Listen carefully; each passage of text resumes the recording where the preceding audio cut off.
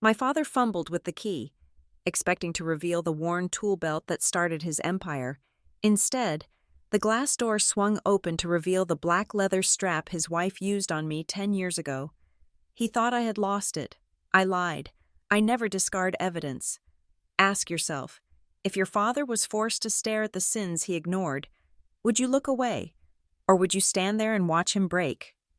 My name is Charlotte Torres, and if you looked at the guest list for tonight, you would see my name printed right there in black and white, listed politely under honorary guests.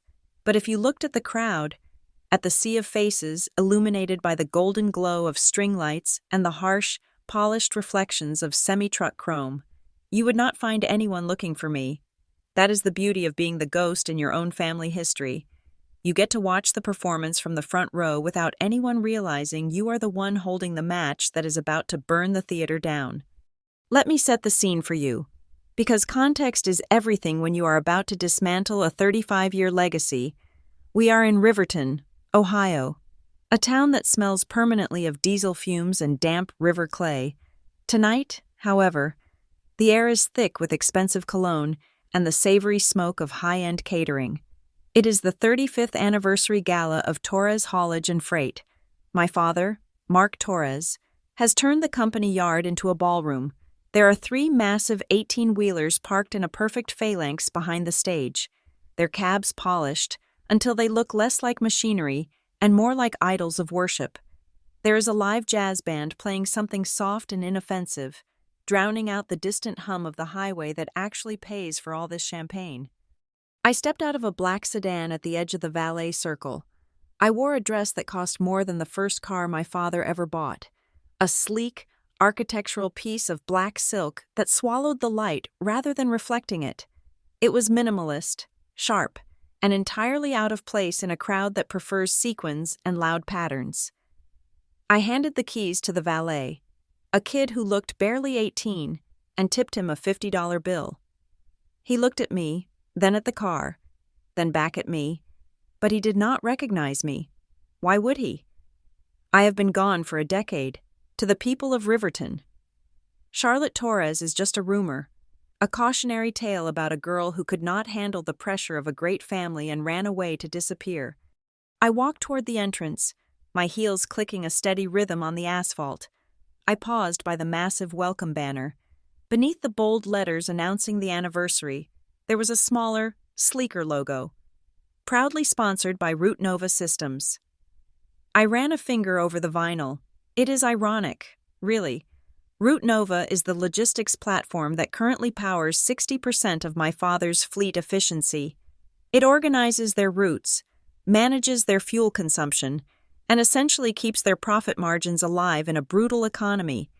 They think Root Nova is just some faceless tech giant from Columbus that took a liking to them. They have no idea that I am the CEO. They have no idea that the strategic partner they are toasting tonight is the same daughter they threw out like trash. I slipped into the crowd, taking a glass of sparkling water from a passing tray. I moved to the edge of the room, finding a shadow near the heavy velvet drapes that separated the VIP section from the general floor. From here, I had a perfect view of the monarchy holding court. There he was, Mark Torres, my father. He looked older than I remembered, his hair fully gray now, styled perfectly to look distinguished rather than aged. He was standing near a special exhibition area titled, "Where the Torres Legacy Began." It was a museum-style display, complete with framed newspaper clippings, old manifests, and photos of him standing next to his very first truck. He was shaking hands with the mayor, laughing that deep, booming laugh that used to make the floorboards vibrate in our old house. He looked like the epitome of the American dream, a man who built an empire with his bare hands and nothing else. And flitting around him like a hummingbird dipped in gold was Vanessa, my stepmother. She was wearing a champagne-colored gown that was perhaps a bit too tight and a bit too sparkly for a woman pushing 50, but she wore it with the confidence of someone who owns everything she looks at. She was snapping her fingers at the waitstaff, correcting the placement of napkins, and then turning on a dime to beam a radiant, fake smile at a banker's wife. I could hear her voice drifting over the low hum of conversation. "Oh, you know Mark," she was saying, resting a manicured hand on my father's shoulder. "Family is the only fuel that matters. That is what we always tell the drivers. We are not just a company, we are a family." I took a sip of water to wash down the bile rising in my throat. Family. It is a nice word, isn't it? It conjures up images of Sunday dinners and safety nets. But for some of us, family is just a biological obligation to tolerate abuse. Then there was Paige, my half-sister. She was standing to the left of the display, looking every bit the corporate heiress. She was being introduced to a group of investors as the future chief operating officer. She looked polished, poised, and utterly hollow. I watched as she nodded at something an investor said, reciting what I knew were memorized lines about supply chain integration. It was almost funny. I was the one who used to stay up until 3 a.m. helping my dad route trucks around storms in the Midwest. I was the one who understood the grid. Paige? Paige thought logistics was just making sure the trucks were painted the right shade of blue. Yet, there she was, the anointed successor, while the daughter who actually had the mind for the business stood in the dark. The music swelled, and the lights dimmed slightly. It was time for the main event. A spotlight hit the stage, and a slick master of ceremonies with a microphone voice that sounded like it had been bought at a discount store stepped up. "Ladies and gentlemen, distinguished guests, employees, and friends," he boomed. "Tonight we celebrate 35 years of excellence, 35 years of grit, but every journey has a starting point, every empire has a cornerstone." The crowd applauded politely. Mark stepped into the spotlight, waving humbly. Vanessa stood beside him, clutching his arm, dabbing at a dry eye with a lace handkerchief. "Tonight," the MC continued, "Mr. Torres wants to share a piece of history with you, a symbol of the hard work that built this roof over our heads. If you will direct your attention to the display case behind me, Mr. Torres will reveal the very first tool belt he wore when he bought his first rig, the belt that started it all." The applause grew louder. This was the centerpiece of the night. The history display was a tall glass cabinet, locked tight, illuminated by internal LED strips. It was draped in a red velvet cloth that was meant to be pulled away. But for dramatic effect, they had decided on a locked cabinet reveal. Mark walked toward the cabinet, fishing a small brass key from his tuxedo pocket. He looked triumphant. This was his moment. He was cementing the myth of the benevolent, hard-working patriarch. He was rewriting history to be clean, heroic, and devoid of the collateral damage he had left behind. I watched his hand. It was steady. He had no reason to be afraid. In his mind, the past was buried. He thought the only things in that cabinet were the props he had selected. He inserted the key into the lock. It stuck. For a second, just a heartbeat, the smooth facade cracked. He jiggled the key, a frown creasing his forehead. Vanessa leaned in, whispering something through her teeth, probably telling him to smile. He forced a grin at the crowd, gave the key a hard twist, and with a sharp clack, the mechanism disengaged. He reached for the handle and pulled the glass door open. "And here it is," Mark announced, his voice booming without the microphone, turning his head toward the crowd as he reached blindly onto the velvet pedestal inside, expecting to grab the worn brown canvas of a utility belt. "The foundation of our—" His voice died. It did not taper off. It did not fade. It was cut, severed as cleanly as if someone had sliced his vocal cords. His hand was hovering inside the cabinet. His eyes, which had been scanning the adoring crowd, snapped back to the object sitting on the pedestal. It was not a brown canvas tool belt. It was a black leather belt, thick, heavy, the kind of belt you wear with a suit. But this one had a heavy silver buckle that caught the LED light with a menacing glint, and it wasn't pristine, even from where I stood. I knew exactly what it looked like up close. I knew there was a faint, discolored stain near the third hole. I knew there was a small, white adhesive label stuck to the inside of the buckle, the kind used by police departments to tag evidence, bearing a case number from 10 years ago. The silence in the room began to ripple outward from the stage. People in the front row stopped clapping. They saw the confusion on Mark's face. They saw the blood drain from his skin, leaving him the color of old ash. Vanessa leaned forward to see what was wrong. Maintaining her smile until her eyes landed on the object, her reaction was different. She did not freeze like Mark. She flinched. It was a visceral, physical recoil, as if the belt had lashed out and struck her across the face. Her hand flew to her mouth, stifling a gasp that might have been a scream. Paige, oblivious as always, took a step closer. "Dad?" she whispered, her voice picked up by the nearby podium microphone, echoing through the silent hall. "Dad, what is that?" Mark could not answer. He was staring at the belt as if it were a venomous snake coiled to strike. His chest was heaving. He knew that belt. He had seen it every day in his closet for years. He had seen it in Vanessa's hand. And then, he had seen it the night he drove me to a truck stop and left me there with $40 and a bag of clothes. He thought I had lost it. When I called him a month later, begging to come home, he had asked about the stolen property. I told him I threw it in a dumpster behind the diner. I told him it was gone. But I lied. I never discard evidence. I watched the scene unfold with a calm that terrified even me. I took another sip of my water. The condensation on the glass was cold against my fingertips. "What is happening?" a woman near me whispered to her husband. Is that the tool belt?" "Looks like a dress belt," the husband muttered, squinting. "Why does he look like he's seen a ghost?"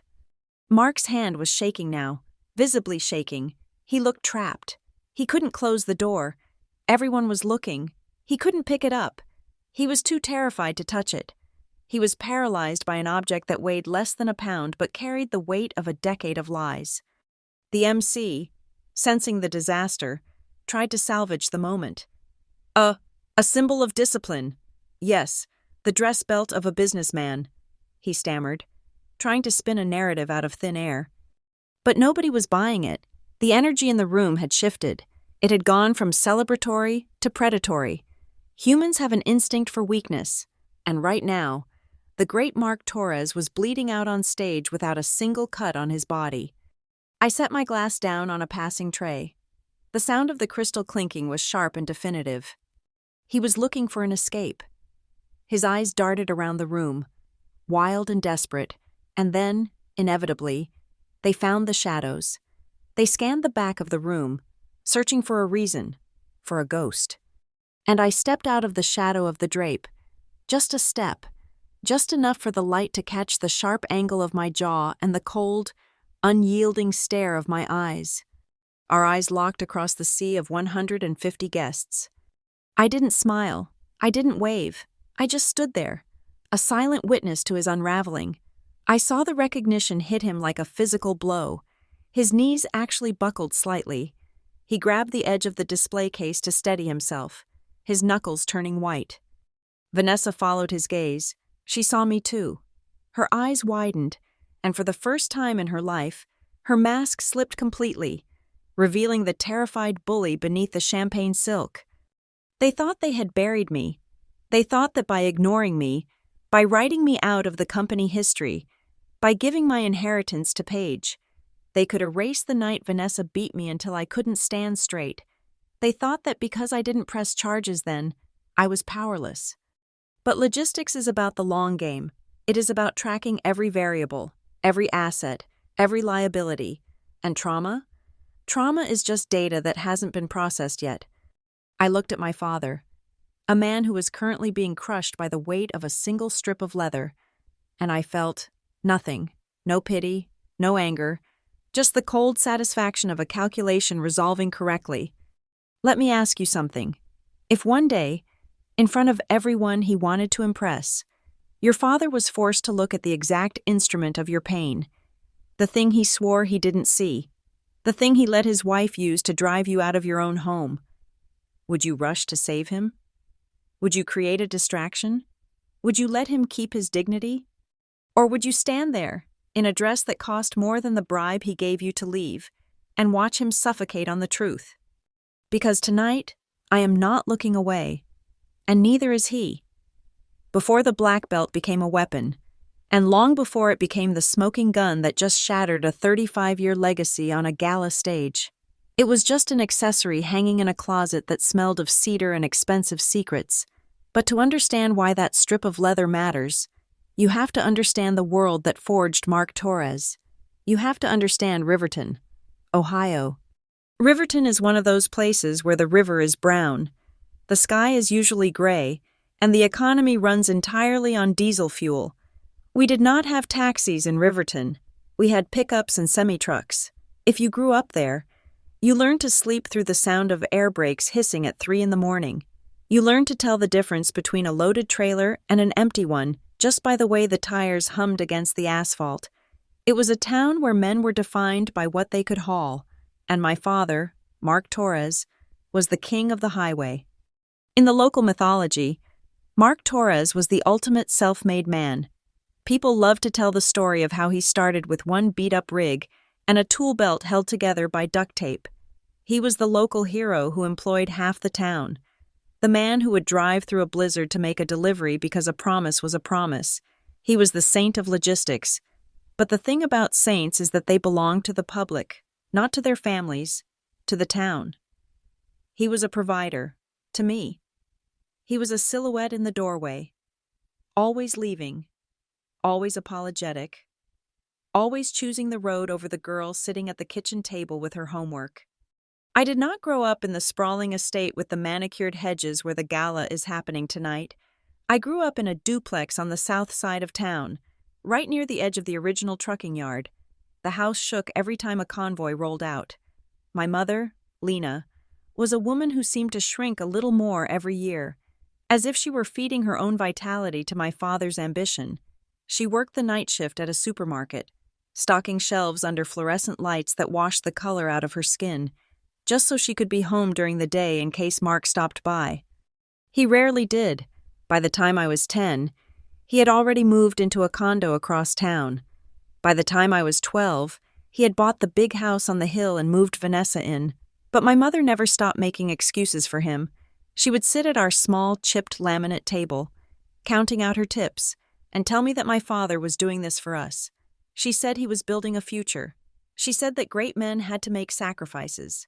I learned very early on that in my mother's dictionary, the word sacrifice was a synonym for abandonment.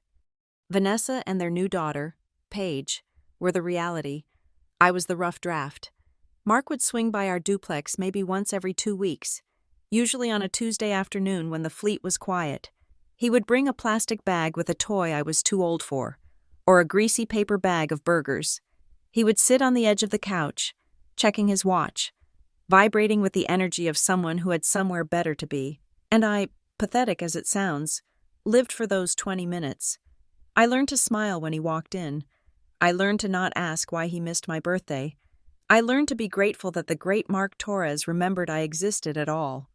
But while I resented his absence, I was intoxicated by his world. Between the ages of 14 and 16, I started sneaking into the Torres Haulage main office after school. It was not the glass and steel headquarters they have now, back then. It was a glorified trailer attached to a warehouse, smelling of stale coffee and cigarette smoke. But to me, it was a cathedral. The center of that cathedral was the dispatch room. It was dominated by a massive magnetic board that covered an entire wall. It was a chaotic mosaic of colored rectangles, each one representing a truck, a driver, and a load. Red magnets for urgent, blue for cold storage, yellow for maintenance. To anyone else, it looked like a mess. To me, it looked like a map of the world's circulatory system.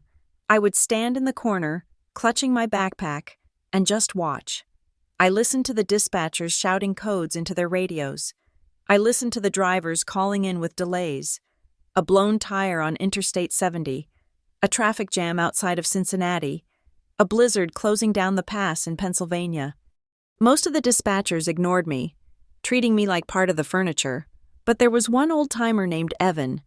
Evan had skin like leather and lungs that sounded like a gravel driveway, but he saw me staring at the board one day and waved me over. "You see a pattern, do you not?" "Little bit," he asked me. tapping a ruler against a cluster of magnets stuck in the Midwest sector. I nodded. I did not just see a pattern. I saw a mistake. I pointed to a red magnet labeled Unit 402. He is going through the city center to get to the distribution hub. I said, my voice barely a whisper, but it is 4 in the afternoon. The shift change at the auto plant happens at 4. Traffic will be deadlocked for 40 minutes. If he takes the perimeter road, it adds 6 miles. But he keeps moving. He saves 20 minutes of idle time. Evan looked at me, then at the board, then back at me. He picked up his radio mic. Unit 402. Reroute to the perimeter. Do not take the downtown exit. Trust me on this. The driver made the delivery 15 minutes ahead of schedule. After that, it became our secret game. I would come in, sit on a folding chair in the corner, and draw route maps in my notebook. I traced the lines the trucks took, and then I used a red pen to cross out the waste. I found inefficiencies that the computers of that era missed. I saw where drivers were overlapping. I saw where empty trucks were passing each other when they could have swapped loads. I wrote my suggestions on sticky notes and left them on Evan's desk when no one was looking. One afternoon, my father walked in while I was debating a route with Evan. Mark looked like a king surveying his domain, wearing a crisp suit that cost more than my mother made in 3 months. He saw me pointing at the board, moving magnets around with a confidence that surprised even me. He laughed, a big booming sound that made the dispatchers jump. Look at her. He told the client he was giving a tour to, sharp as a tack. This one. She knows the roads better than half my drivers. My heart soared. This was it. This was the moment he would see me. I turned to him, my eyes shining. I told him I wanted to study logistics. I told him I wanted to be an engineer, to design systems that would make Torres Haulage the most efficient fleet in Ohio. Mark's smile did not fade, but it changed. It became the smile you give a child who says they want to be an astronaut or a dinosaur. He walked over, placed a heavy hand on my shoulder, and gave it a squeeze that was meant to be comforting but felt like a dismissal. "Sweetie," he said, loud enough for the whole room to hear, "that is cute, but you do not want to be stuck in a room with these roughnecks all day. This is high-pressure stuff. It is not for you. You should be at home helping your mother. Maybe you can answer the phones in the summer. Treat the customers nice. That is where a pretty smile belongs." He turned back to his client and started talking about horsepower, leaving me standing there with my hand hovering over a magnet, feeling like I had just been slapped. He did not see a strategist. He saw a receptionist. He saw a girl who existed to make the environment pleasant for the men doing the real work. I went home that day and burned my notebook, or I tried to. I tore out the pages, but I could not bring myself to light the match. I just shoved them under my bed, burying my ambition right next to the dust bunnies. Then came the year I turned 17, the year the ground fell out from under me. My mother, Lena, died on a Tuesday. It was a massive stroke. Quick, brutal. 1 minute she was putting on her uniform for the night shift, and the next minute she was gone. I found her on the kitchen floor. 1 shoe on, 1 shoe off. The funeral was a blur of rain and black umbrellas. Mark played the role of the grieving ex-partner perfectly. He held my hand. He wiped a tear. But the moment the casket was in the ground, he checked his phone. Vanessa was waiting in the car.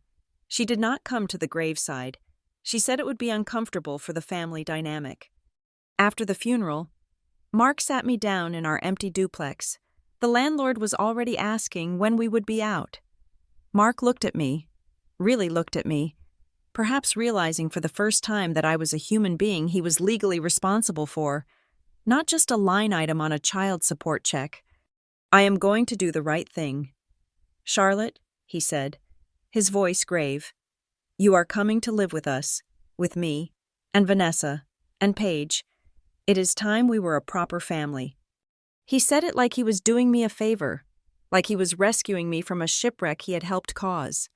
I packed my life into 3 cardboard boxes and moved into the mansion on the hill. It was a beautiful house. It had vaulted ceilings, floors made of imported Italian marble, and a kitchen with granite countertops that stretched for miles. It was spotless, it was cold, and it was covered in photographs. That was the first thing I noticed. The walls were a shrine to the Torres family.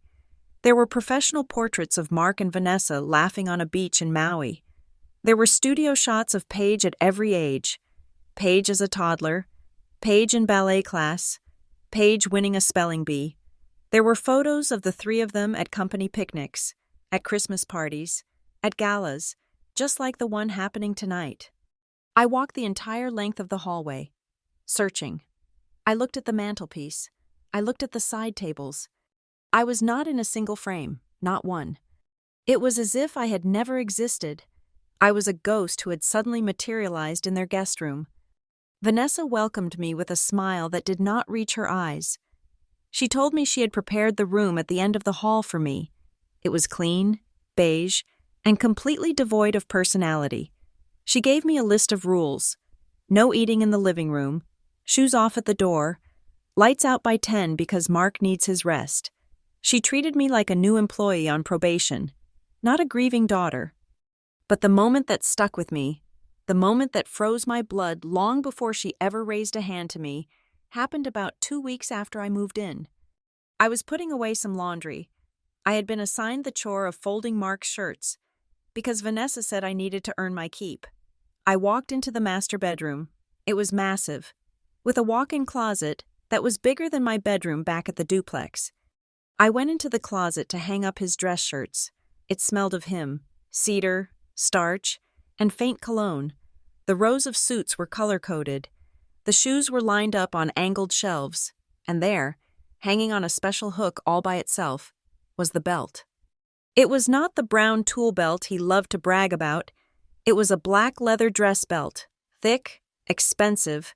The leather was supple, but the buckle was what caught my eye. It was heavy silver, square and sharp. It looked industrial. It looked mean. I reached out to touch it, just brushing my fingertips against the cold metal. "Do not touch that." I jumped. Vanessa was standing in the doorway of the closet, leaning against the frame, holding a glass of white wine. She was smiling, but her eyes were hard. "That is your father's power belt," she said softly, taking a sip of wine. "He wears that for the big meetings. When he needs to remind people who is in charge, it commands respect." She walked over, the silk of her robe swishing against her legs. She reached out and ran her hand down the length of the leather, almost caressing it. It was an intimate, disturbing gesture. She looked at the belt with a mix of reverence and ownership. "It keeps everything in line," she murmured, her eyes flicking to me, "just like I do." She laughed then, a light, tinkling sound, and told me to finish up and get out. But as I walked back to my beige room at the end of the hall, I could not shake the feeling of dread settling in my stomach. That belt did not look like an accessory. It looked like a coiled snake waiting for a reason to strike. And in that house of perfect photos and silent rules, I was beginning to realize that I was the only thing out of order. Between the ages of 18 and 20, I learned that the most dangerous prisons are not the ones with bars, but the ones with velvet curtains and granite countertops. I was living in the Torres mansion, but I was not a resident. I was a tenant paying rent in the currency of obedience. I tried to integrate. God, I tried so hard. I thought that if I could just make myself indispensable, I might eventually be loved. I took over the cooking because Vanessa claimed the smell of onions gave her migraines. I did the laundry because the housekeeper missed spots. I became the unofficial chauffeur for Paige, driving her to cheer practice, to the mall, to parties where I was not invited. I would sit in the car in the parking lot, doing my homework under the dome light, waiting for her to text me that she was ready to go home. Vanessa mastered the art of what I call soft power. She never screamed. She never raised her hand. Not at first. Instead, she used a tone of voice that was sugary sweet, but laced with arsenic. She would come into the kitchen while I was scrubbing pots and sigh, saying things like, "Charlotte, honey, try to be quieter. Your father had such a hard day building the empire, and we do not want to be a burden to him. Do we? He has sacrificed so much for you to be here." The message was clear. I was a debt that had not been paid off yet. Then there was Paige. By the time she was 16, she was a carbon copy of her mother, just with tighter skin and a more expensive wardrobe. Mark bought her a brand new convertible for her 16th birthday, a car that cost more than my mother made in 3 years. Paige got a fancy title at the company, too. Summer intern, they called it.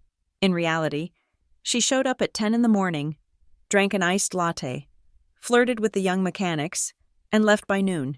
Yet, at dinner, Mark would beam at her and say, "It is great to see you taking an interest in the family business, Princess. You are already learning the ropes."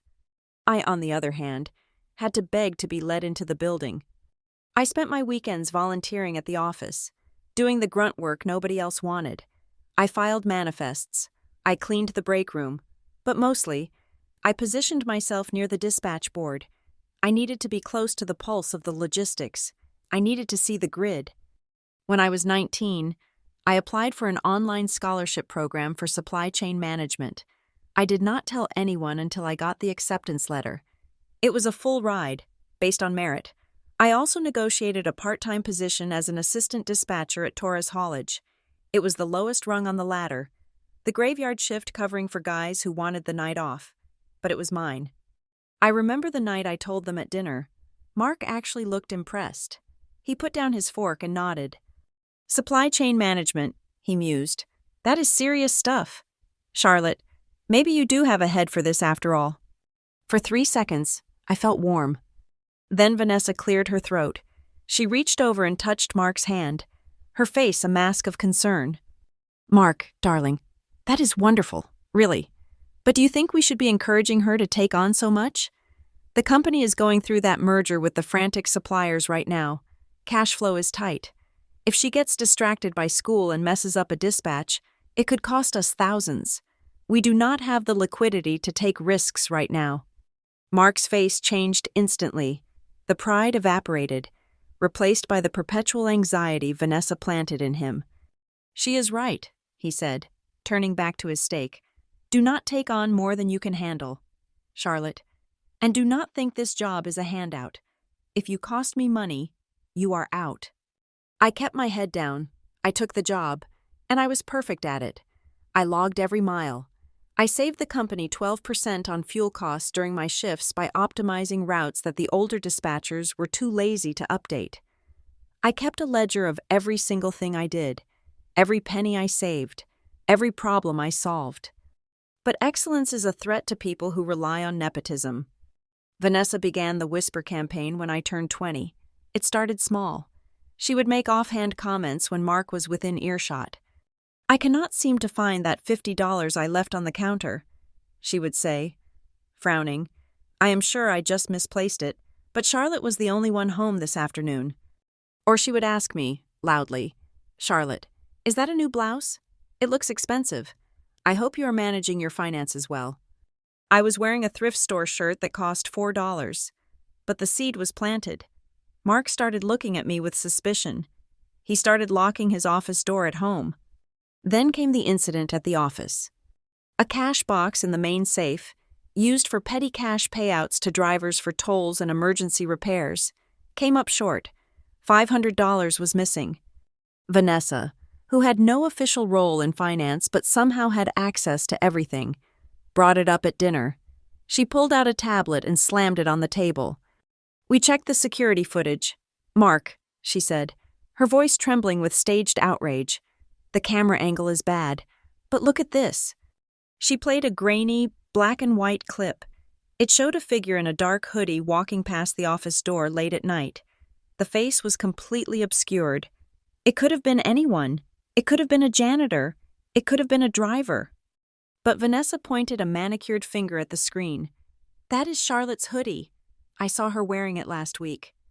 I sat there, stunned. I did own a black hoodie. So did half the population of Ohio. "Dad," I said, my voice shaking, "that is not me. I was studying in my room all night." Mark rubbed his temples. He looked exhausted. He looked at Vanessa, then at me, and he chose the path of least resistance. "I do not want to hear it," he snapped. "I do not have proof it was you. Charlotte, but I do not have proof it wasn't. From now on, you are banned from the finance office, and I am docking your pay until that 500 is replaced." I did not argue. Arguing with Mark when Vanessa was in his ear was like trying to talk to a wall that was slowly falling on you. Instead, I went to work. I knew I did not take that money, and I knew that in logistics, everything leaves a trail. I spent 3 weeks digging. I went through the physical logbooks in the dispatch office. I cross-referenced the shift schedules, and then I found it. It was a petty cash requisition form, misfiled in the vehicle maintenance folder. It was dated the exact day the money went missing. It was for emergency office supplies. The amount was $500, and at the bottom, scrawled in blue ink, was a signature I saw every day on birthday cards I did not want. Vanessa Torres. She had signed for the cash. She had taken it, legally, and then claimed it was stolen to frame me. I waited until a Tuesday night. Mark was at a Rotary Club meeting and would not be home for hours. Paige was out with friends. It was just me and Vanessa in the big, silent house. I walked into the master bedroom. She was sitting at her vanity, applying night cream. She saw me in the mirror and rolled her eyes. "Knock next time," she said. I walked over and placed the requisition form on the vanity table. "You signed for it," I said, my voice steady, though my heart was hammering against my ribs. "You took the $500. You filed it under supplies, took the cash, and then told Dad it was stolen." Vanessa stopped rubbing cream into her neck. She looked at the paper, then she looked at me. For a moment, I saw genuine fear in her eyes. She had been sloppy. She thought I was too stupid or too beaten down to check the files. "Where did you get this?" she hissed. "I made a copy," I lied. "I have the original in a safe place. You are going to tell him, Vanessa, you are going to tell him you lied, or I will show him this." I was 20 years old. I was an adult. I was standing my ground for the first time in my life. I turned to leave, feeling a surge of adrenaline. I had won. I had the data. I did not hear her move. I only heard the distinct, sharp sound of leather sliding against wood. I turned back around. Vanessa was standing there, her face twisted into a snarl that looked demonic under the vanity lights. In her hand, she held the black leather belt with the silver buckle, Mark's power belt, which she had snatched from the hook in the open closet behind her. She did not look like a mother. She did not look like a socialite. She looked like a cornered animal. "You ungrateful little rat," she screamed. She wound the leather strap around her wrist, the heavy silver buckle swinging free like a pendulum. I froze. I should have run. I was younger, faster, stronger. But there is something about the psychology of that house that rooted me to the spot. She lunged. She swung the belt with a force I did not know she possessed. The buckle caught me across the upper arm. The pain was blinding. It was not a dull ache. It was a sharp, searing line of fire that instantly numbed the skin and then exploded into agony. I stumbled back, falling against the foot of the bed. I did not fight back. I did not raise a hand to hit her. I just curled into myself, covering my head with my arms, turning my back to her to protect my face. She struck again and again and again. "Hiding in the files? Crack. Spying on me? Crack. After everything we gave you? Crack. Learn some respect. Crack." The buckle hit my shoulder blade. It hit my ribs. It hit the back of my hand as I tried to shield my neck. I did not scream. I did not cry. Something in my brain disconnected. I went into observer mode. I became a camera. Strike 1, upper left deltoid. Strike 2, mid-thoracic vertebrae. Strike 3, right forearm. Strike 4, lumbar region. I was recording the data. I was memorizing the sensation of the metal biting into my skin. I was memorizing her breathing, harsh, ragged, hysterical. I realized, with a cold clarity, that this was not discipline. This was an attempt to erase me. She was panting, standing over me, the belt raised for another blow. When the bedroom door flew open, Mark stood there. He had come home early. He looked at the scene. He saw his wife, disheveled, chest heaving, holding his belt. He saw his daughter, curled on the floor, clutching her arm. For 1 second, I thought I was saved. Then Vanessa dropped the belt. She collapsed onto the bed, burying her face in her hands, and let out a wail that sounded utterly heartbroken. "Oh my God, Mark," she sobbed. She went crazy. She came in here screaming about money. She tried to hit me. I had to grab the first thing I saw. I was so scared." It was a performance worthy of an Oscar. I looked up at my father. I was 20 years old. I was bleeding from a cut on my arm where the buckle had sliced the skin. I was holding the piece of paper, the evidence, in my trembling hand. "Dad," I whispered. "No, look at the paper." Mark did not look at the paper. He looked at Vanessa, sobbing on the bed. He looked at the disruption of his peace. He looked at me, the problem that refused to go away. He walked over, picked up the belt from the floor, and turned to me. His face was not red with anger. It was cold. It was the face of a man cutting a loss.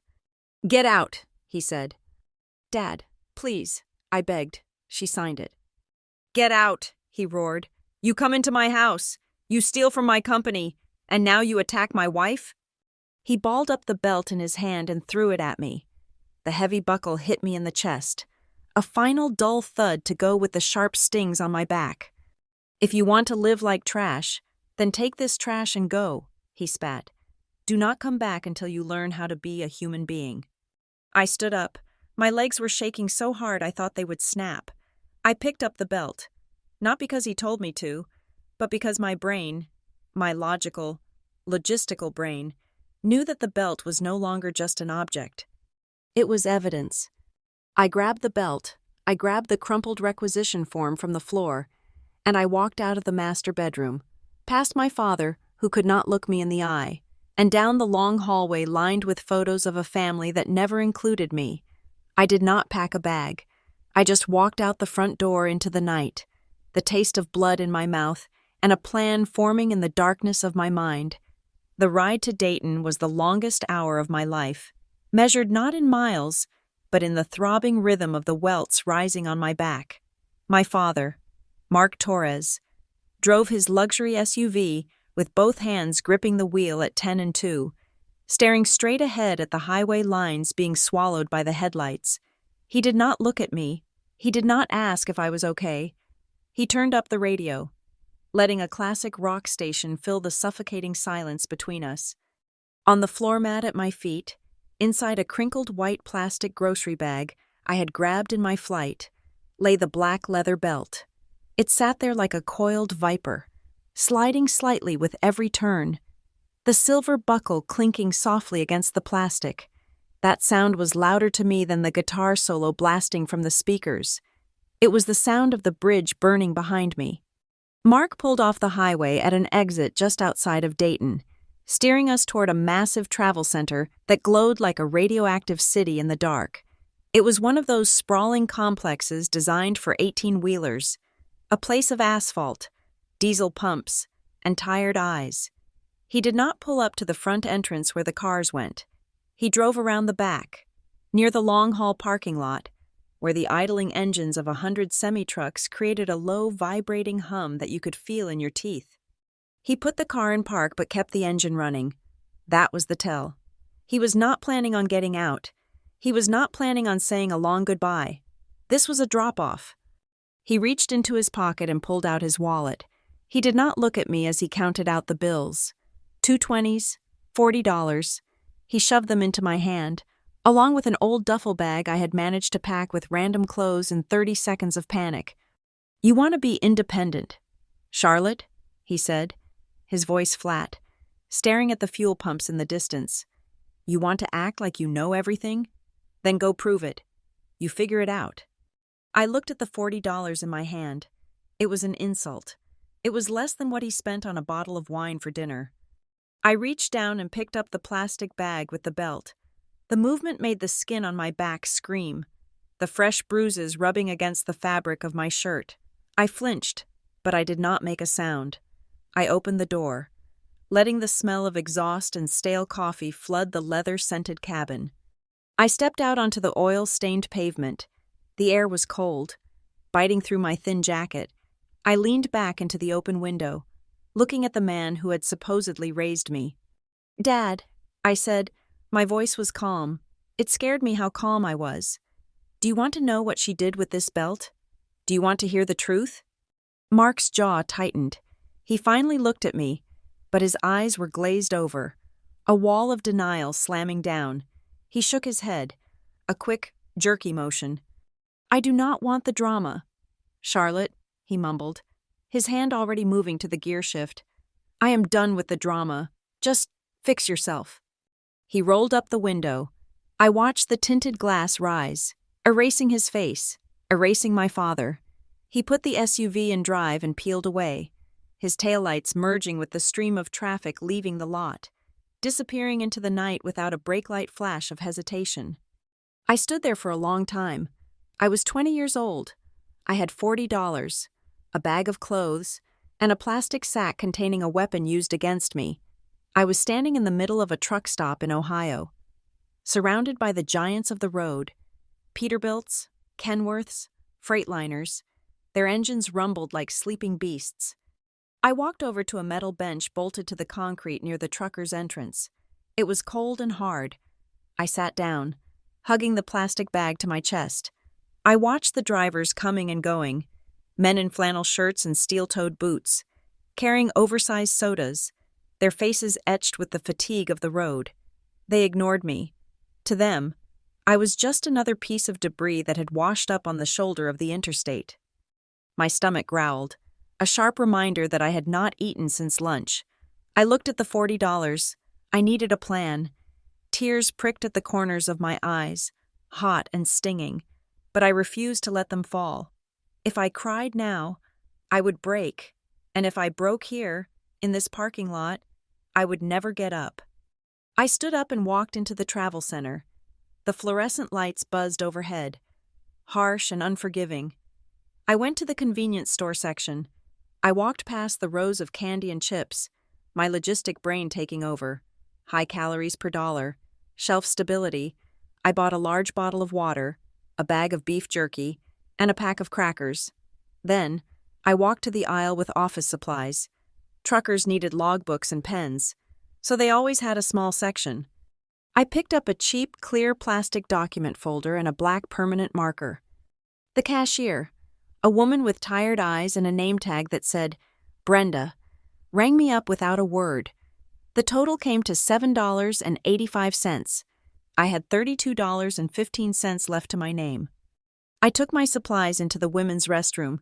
It smelled of industrial bleach and something sour. I went into the handicap stall, the only one with enough room to breathe, and locked the door. I hung my jacket on the hook. I took a deep breath and pulled up my shirt. I had to twist my body to see the damage in the mirror on the wall, but I could see enough. Angry red and purple welts crisscrossed my pale skin. Some were already darkening to black. One on my upper arm was weeping a little blood. I took out my phone. It was an older model. The screen cracked in the corner, but the camera worked. I set the timer. I propped the phone on the toilet paper dispenser. Then, I took the belt out of the plastic bag. I held the belt up, dangling it so the heavy silver buckle was clearly visible in the frame, right next to the bruises it had created. I took photo after photo. I took close-ups of the skin. I took close-ups of the belt buckle. I took a photo of my face, tear-streaked and pale, holding the belt like a trophy of war. When I was done, I put my shirt back on, wincing as the fabric touched the tender skin. I took a handful of rough brown paper towels from the dispenser. I wrapped the belt carefully, like it was a precious artifact, layering the paper until the leather was completely covered. I slid the wrapped belt into the clear plastic document folder I had just bought. I took the receipt from the convenience store, which had the date, time, and location printed at the top, and slid it in next to the belt. Then, I took the black marker and wrote on the outside of the folder, Incident date, November 12th. Time, 11:42 p.m. Location, Route 75, Dayton, rest stop. I sealed the folder. It was no longer just a belt. It was the master file. It was the first brick in the wall I was going to build to keep them out. I walked back outside. The cold air felt better now. It felt clarifying. I sat back down on the metal bench, opening the beef jerky. I chewed slowly, forcing the food down, watching the trucks move. I began to analyze them. That one was a reefer unit, refrigerated, probably hauling produce. That one was a flatbed, empty, likely deadheading back to a depot. I was doing what I always did, finding order in the chaos. You look like you are waiting for a ride that is not coming, kid. I looked up. A man was standing a few feet away, smoking a cigarette. He was older, maybe in his 50s, wearing a faded ball cap and a heavy denim jacket. He did not look predatory. He looked tired. He looked like the kind of man who had seen everything the highway had to offer and decided none of it was worth getting excited about. "I am not waiting for a ride," I said, my voice steady. "I am figuring out my route." He chuckled, a dry rasping sound. He took a drag of his cigarette and pointed with his chin toward a neon sign glowing down the road, just past the edge of the truck stop property. "Well, while you are figuring it out, the Highline Freight Cafe over there is looking for a dishwasher on the graveyard shift. Their regular guy got arrested an hour ago, pays in cash and tips, and the owner, Sal, usually lets the staff crash on the cot in the back if the health inspector is not around." I looked at the sign. Highline Freight Cafe, open 24 hours. "Thank you," I said. He nodded, dropped his cigarette, and crushed it under his boot. "Name is Miguel. If you are still here in the morning, I buy the coffee." He walked away toward a battered blue cab over. I picked up my duffel bag. I picked up the plastic folder containing the belt. I started walking. It was a half-mile walk across gravel and broken pavement. My back throbbed with every step. My feet hurt in my thin sneakers, but I did not stop. I walked into the Highline Freight Cafe. It was a narrow, greasy spoon diner with red vinyl booths and a counter that had been wiped down so many times the laminate was wearing through. It smelled of bacon grease and old mop water. I found the owner, a man named Sal, who looked like he was made of equal parts dough and stress. I told him I needed work. I told him I would scrub the floors, wash the dishes, and clean the grease trap. I told him I did not need a W-2 form, just cash and a safe place to close my eyes for a few hours. He looked at my bruised arm, which was visible where my sleeve had ridden up. He looked at the desperation in my eyes that I was trying so hard to hide. "Kitchen is in the back," he grunted, jerking a thumb over his shoulder. $4 an hour plus a share of the tip jar. Do not break anything.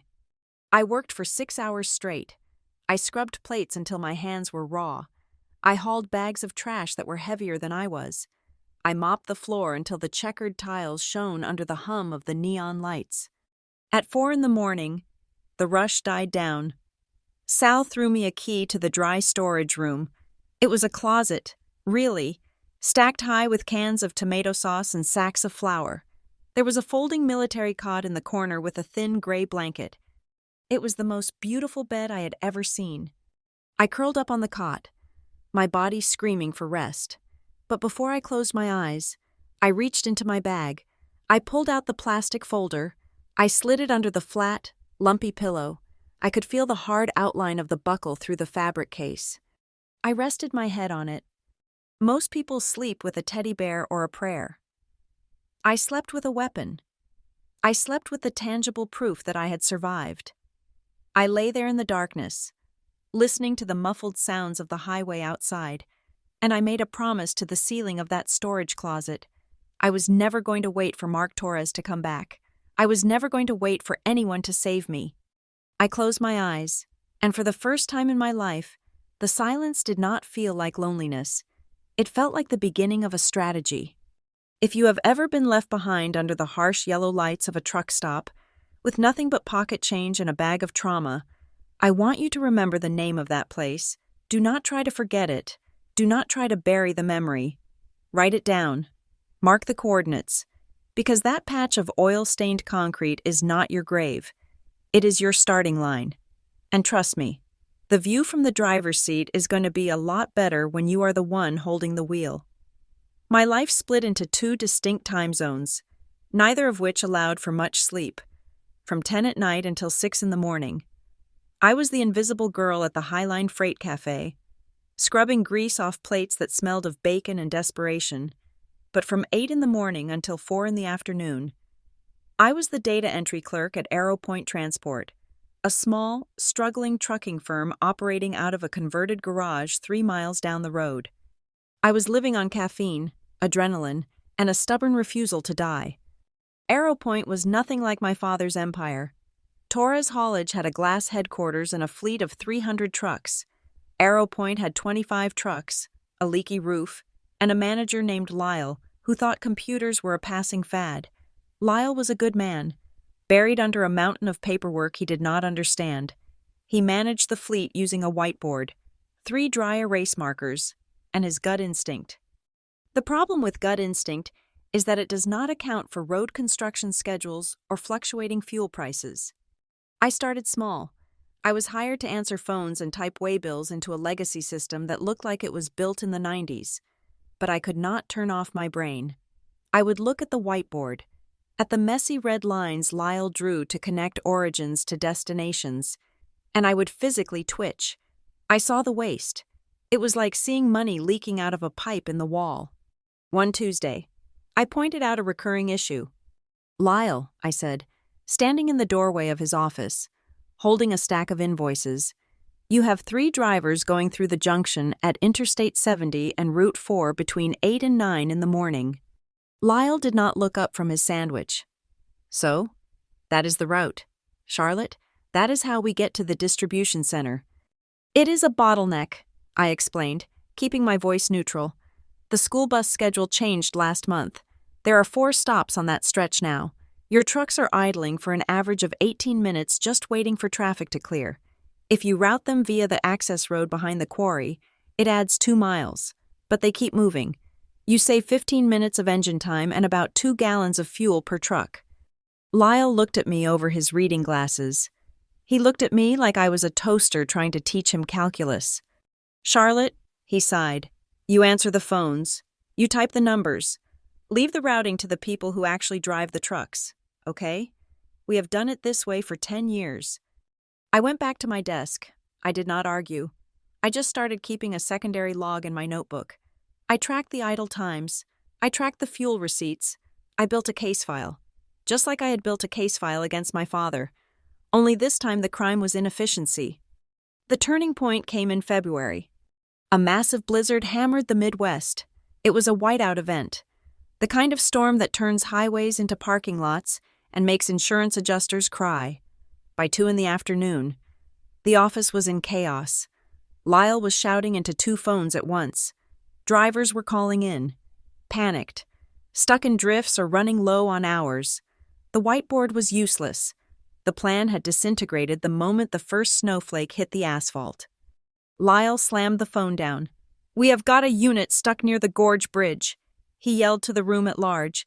"Traffic is backed up for 10 miles. If he does not move in an hour, he is going to time out on his federal driving limit, and we missed the delivery window for the auto parts. That is a $10,000 penalty clause." He looked defeated. He sank into his chair, rubbing his face. I stood up. I did not ask for permission. I walked over to the main desk where the chaotic computer terminal sat. I pulled up a free open-source map that tracked user-generated traffic data. I opened 3 browser tabs with local news feeds from the counties in the storm's path. I opened the police scanner feed for the Gorge area. "Lyle," I said, my voice cutting through the noise, "Unit 12 is not stuck yet. The blockage is at mile marker 42. He is at mile marker 38. Lyle looked at me, blinking. "What?" "There is an old service road that runs parallel to the river." I said, my fingers flying across the keyboard. "It is not on the main GPS because it is technically a county maintenance road. But the police scanner says they just plowed it for emergency vehicles. It connects back to the highway past the bridge." I grabbed the radio microphone. "Unit 12, this is dispatch. Do you copy?" The radio crackled. "This is 12. I am looking at a wall of red lights here. Charlotte, I am parking it." "Negative. 12. I said firmly, "Do not park. Take the next exit. 304. Go right. Look for the sign that says County Access. It will look closed, but it is plowed. Take it 4 miles north. You will bypass the bridge and dump out on Route 9. It is clear all the way to the depot from there." There was silence on the line. Lyle was staring at me. The other 2 office clerks were staring at me. 10 minutes later, the radio crackled again. The driver's voice sounded breathless. "Dispatch, this is 12. I am through. The road was clear. I am seeing clear pavement on Route 9. I am going to make the window." Lyle let out a breath that sounded like a tire deflating. He looked at the map on my screen. He looked at the police feed. Then he looked at me. "How did you know that?" he asked quietly. "I pay attention." I said, "I did not go home that night. I stayed in the office for 36 hours straight. I slept in 20-minute bursts in my chair. I took over the dispatch board. I used Twitter feeds, weather radar, and my own intuition to move those 25 trucks like chess pieces around the storm. While other companies were parking their fleets and losing money, AeroPoint kept moving. When the sun came up 2 days later, the snow was stopping, and every single load had been delivered." Lyle walked over to my desk. He placed a cup of coffee down next to my hand. It was the first time he had ever bought me coffee. "You have got a weird brain, kid," he said, which in Lyle's speak was the highest compliment available. "You can sit in on the Tuesday planning meetings from now on. Just do not get cocky." I did not get cocky. I got busy. I started bringing my notebook to the meetings. I sat in the back, listening to them argue about maintenance schedules and driver rotations. I took notes. I drew diagrams. I started building a shadow system in my head, a version of AeroPoint that ran not on gut instinct, but on data. At night, back at the cafe, while the rest of the world slept, I studied. I found free online courses from universities that put their syllabus on the web. I learned about just-in-time delivery. I learned about supply chain resilience. I learned how to use Excel to do things that would make a grown accountant weep with joy. I did my homework on the counter of the Highline Freight Cafe at 3 a.m, using the flickering Wi-Fi borrowed from the motel next door and the blue light of the vending machine to see my notes. My textbook was a PDF on a cracked tablet I bought at a pawn shop. My classroom smelled of floor wax and burgers, but I learned more in those lonely hours than I would have in 4 years at a fancy college, because everything I learned, I applied the next day. But I was building something else, too.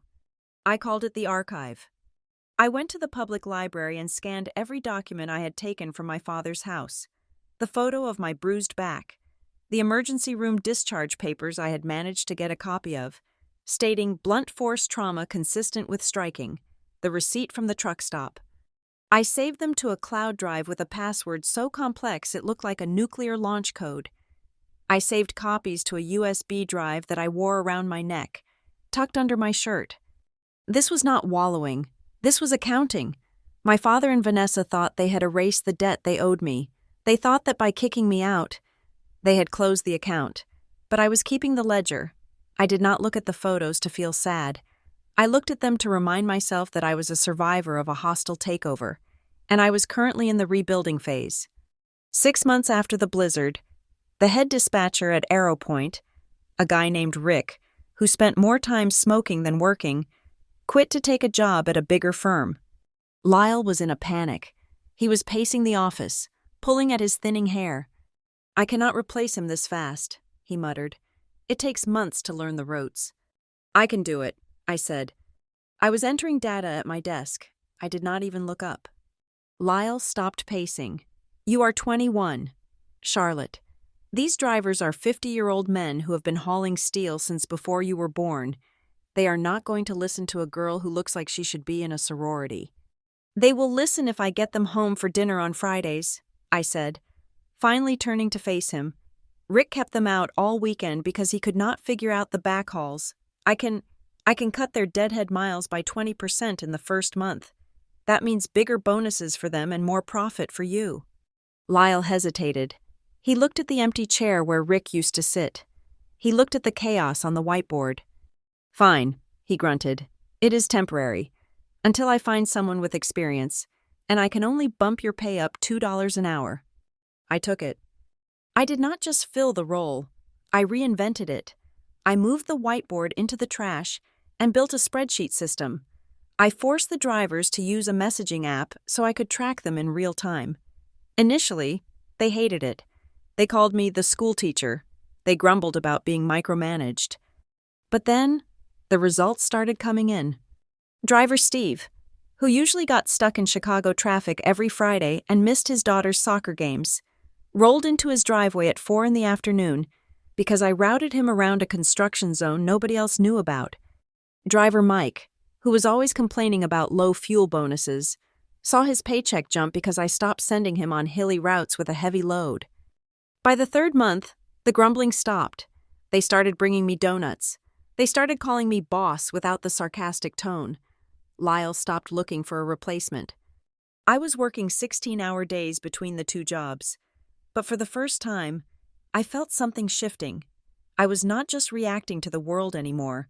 I was controlling it. I was moving massive machines across the country with my mind. It was a power trip, and it was addictive. One night at the cafe, around 2 in the morning, Miguel came in. Miguel was the driver who had first pointed me to the cafe. He had become a regular, a quiet guardian angel who drank black coffee and watched the door. He watched me sketching a new algorithm for load balancing on a paper napkin. I was trying to figure out how to solve the empty mile problem for small fleets. "You are wasted here, Charlotte," he said, tapping the counter with his thick finger. I looked up, wiping sweat from my forehead. "I am paying the bills. Miguel, I am surviving." "You are doing more than surviving," he said. He pointed at the napkin. That is not dispatching. That is engineering." He reached into his pocket and pulled out a crinkled business card.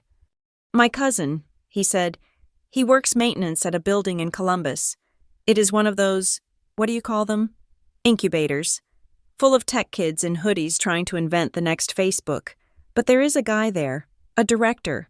He helps people who have ideas but no money."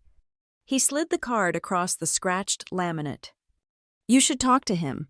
You are playing checkers at Arrow Point. You should be playing chess." I looked at the card. It was just a name and a generic email address. But as I held it, I felt a familiar click in my brain. It was the same feeling I got when I saw a gap in traffic or a route that everyone else missed. It was an opening. I looked around the cafe. I looked at the mop bucket in the corner. I looked at my reflection in the dark window.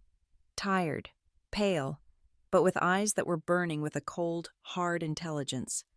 I realized then that my father was wrong. He told me the office was not for me.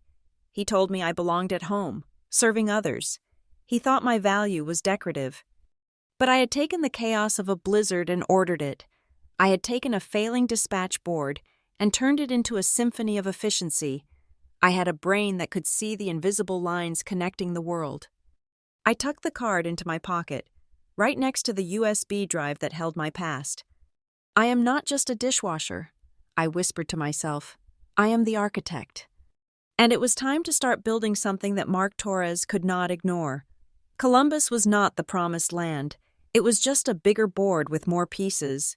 I moved into a motel on the outskirts of the city, the kind of place where the carpet smelled of decades of spilled beer and the neon sign outside buzzed with a dying, epileptic flicker. It cost me $30 a night, which bled my savings dry, but it was walking distance to the tech incubator Miguel had told me about. I did not unpack much because I did not own much, but the first thing I did was take the plastic folder, the master file, and place it in the bottom drawer of the nightstand, right next to the Gideon Bible. That file was my bedrock. Every time I felt like quitting, every time the hunger pangs kept me awake, I would open that drawer and touch the plastic. I would trace the outline of the buckle. It was a reminder of what happened when I let other people control my logistics. I spent my days at the library or hunched over in the corner of the motel room, building the prototype of what would become Route Nova. I was not a coder by trade. I was a mechanic of systems. I looked at code the same way I looked at a diesel engine. It was just parts moving in a sequence. If you change the sequence, you change the output. I taught myself Python and JavaScript by watching videos at double speed. I scraped free map data from open source libraries. I built an algorithm that was ugly, clunky, and slow. But it did one thing the expensive software did not. It accounted for the human element. It factored in driver fatigue, construction delays that local news only reported on Twitter, and the specific turning radius of a 53-foot trailer on a narrow street. I called it Route Nova. It was a name I came up with at 3 in the morning while eating instant noodles. It sounded professional. It sounded like a company that did not operate out of a room with a cigarette burn on the bedspread. The meeting with the incubator director, a woman named Amara, was a disaster. Amara was sharp, intimidating, and suffered fools about as well as a shark suffers a bleeding seal. She sat in a glass-walled office that looked cleaner than any hospital I had ever been in. I stood before her in my best thrift store blazer, clicking through a PowerPoint presentation I had made on a borrowed laptop. My slides were terrible. I used default fonts. I had too much text.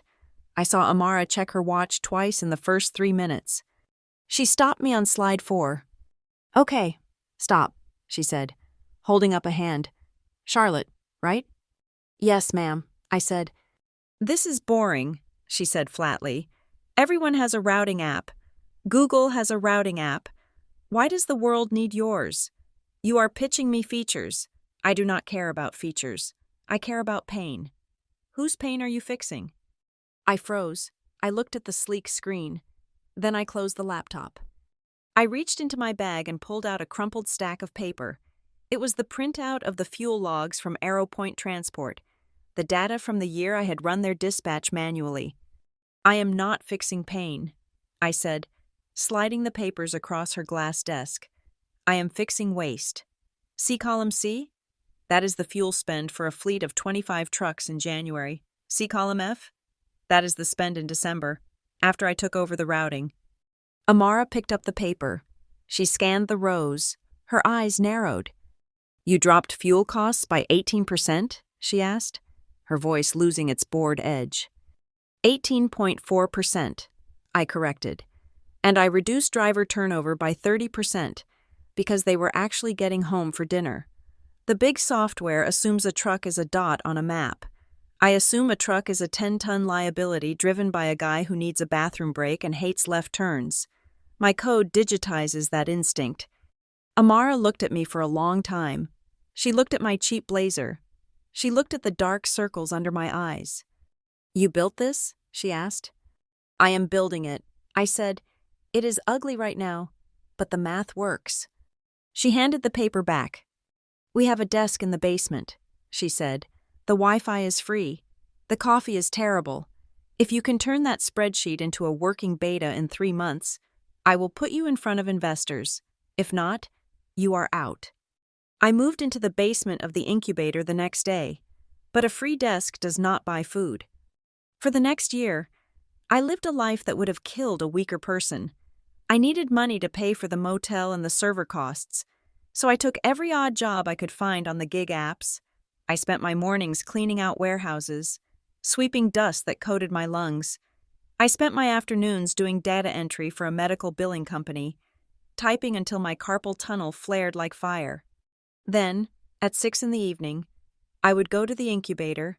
I would wash the warehouse grime off my hands in the bathroom sink, put on my blazer, and sit at my desk until 2 in the morning. I smelled like sweat and industrial cleaner, sitting next to Stanford graduates who smelled of expensive soap and confidence. They were building apps to share photos of food or walk dogs.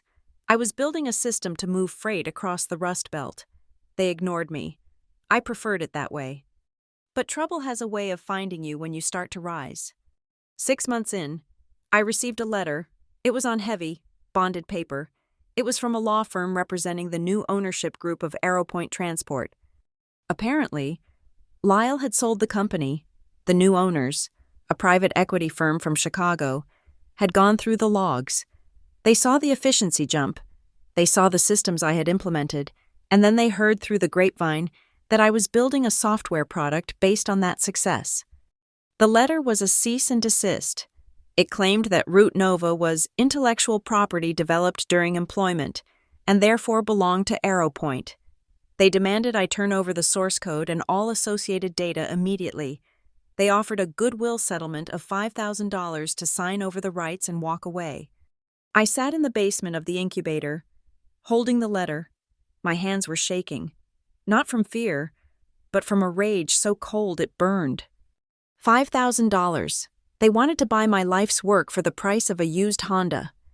They thought I was just a former dispatcher. They thought I would be scared of the legal jargon. They did not know they were dealing with someone who kept a belt in her nightstand as a reminder that yielding only leads to pain. I went to Amara. I showed her the letter. She read it, her face unreadable. Then she looked at me. "Did you write any of the code on their computers?" she asked. "No," I said. "I wrote it on my laptop, at the motel, or here." "Did you write it during work hours?" I laughed, a harsh, dry sound. "I was scrubbing toilets during work hours." "Amara, I wrote this while everyone else was sleeping." Amara nodded. She picked up her phone. "I know a lawyer," she said. "He owes me a favor. He hates bullies." The meeting with the ArrowPoint lawyers was short. I walked in with Amara's friend, a man named David who wore a suit that looked like it had been slept in but had eyes like lasers. David laid out my logs. He showed the timestamps on my code commits. Every single line of code for Route Nova was written between midnight and 4 in the morning. He showed the receipts for my own laptop. He showed the server logs paid for with my own credit card. Then he looked at the polished lawyers across the table. "You can sue her," David said, leaning back in his chair. "You might even drag it out for a year, but we will countersue for unpaid overtime.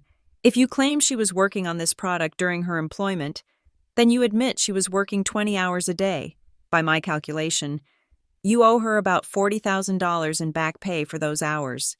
So, do you want to write her a check, or do you want to drop this claim?" The lawyers exchanged glances. They were used to intimidation. They were not used to math. They dropped the claim the next day. I did not celebrate. I went back to the basement and coded for 12 hours straight. I learned a valuable lesson that week. Ownership is not just about having the idea. It is about having the paper trail to defend it. My first paying customer was not a sexy tech startup. It was North Shore Grocers, a regional food distributor in Cleveland that was bleeding money. Their fleet manager, a guy named Frank, was desperate. His trucks were getting stuck in urban traffic. His fresh produce was rotting in the trailers, and he was losing contracts to the big national chains. I drove to Cleveland in a rental car I could barely afford. I sat in Frank's office, which smelled of onions and stale cigars. "I do not have a budget for big software," Frank grunted, "and I do not trust the cloud." "I am not selling you the cloud. Frank," I said, "I am selling you time. Give me 1 week. Give me 5 of your worst routes. If I cannot cut your delivery time by 10%, you do not pay me a dime." Frank looked at me. He saw the hunger in my eyes. He saw the same exhaustion he felt. "You got a week," he said. I moved into a motel in Cleveland. I rode along with his drivers. I watched how they drove. I saw that they were taking main avenues because the old GPS units told them to, getting stuck behind city buses and garbage trucks. I plugged their data into Route Nova.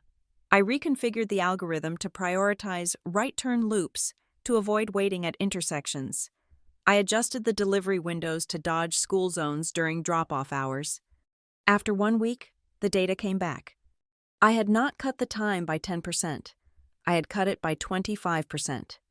Frank stared at the report. He looked at the driver, who was smiling because he had finished his shift an hour early. "Where do I sign?" Frank asked. That first check was for $3,000 a month. It was not a fortune, but it was freedom. Word spread fast in the logistics world. It is a small industry. Everyone talks. The drivers talked at the truck stops. The managers talked at the supply houses. They whispered about this new system that was cheap, ugly, and worked like magic. I got a call from a medical supply courier in Pennsylvania, then a furniture distributor in Kentucky. They did not care that I was a 20-something woman. They cared that my software saved them money. Route Nova started to scale. I moved out of the motel and rented a small apartment. I incorporated Root Nova Systems as a legitimate company. I moved out of the incubator basement and rented a tiny office in a converted radiator factory in the industrial district. It had exposed brick walls and drafty windows, but it was mine. I hired my first 2 employees. Jules was a coder. I met at a hackathon. She was a college dropout with purple hair and social anxiety who could write Python scripts faster than most people could type English. She did not care about titles. She just wanted to build beautiful code. Mara was a former dispatcher I poached from a rival firm. She was 50 years old, tough as nails, and could calm down an angry driver in 3 languages. She became my operations manager. We were a team of misfits, a dropout, a veteran dispatcher, and a CEO who still had calluses on her hands from scrubbing floors. We worked 18-hour days. We ate pizza on the floor. We celebrated every new contract with cheap beer and high fives. We were a family, a real one, not one bound by blood or obligation, but by a shared mission. We were building something that worked. One night, about 3 years into the journey, I was the last one in the office. The hum of the servers was a comforting white noise. The city lights of Columbus twinkled outside the factory windows. I opened the bottom drawer of my desk. I took out the plastic folder. I laid it on the desk next to the signed contract from a major regional carrier, our biggest deal yet. I opened the folder. The belt was still there. The leather was stiff. The silver buckle was cold. The receipt from the Dayton truck stop was fading, the ink turning a light purple, but the date was still legible. I touched the receipt. Then I touched the contract. I realized then that the anger that had fueled me for so long was changing. It was no longer a fire burning me up from the inside. It had hardened into something else. It was steel. It was structural. My father thought he had broken me that night. He thought that by stripping me of my home, my money, and my name, he had turned me into nothing. But logistics is about moving things from where they are to where they need to be. He had moved me from a place of comfort to a place of survival. He had forced me to optimize. I picked up the belt and held it up to the light. "You thought you threw me away," I whispered to the empty room. "You thought I was waste, but you just redirected the shipment." I put the belt back in the folder. I put the folder back in the drawer and locked it. I stood up, walked to the window, and looked out at the highway in the distance, a river of red taillights flowing into the night. I created the job that forced me back to the table, I said aloud.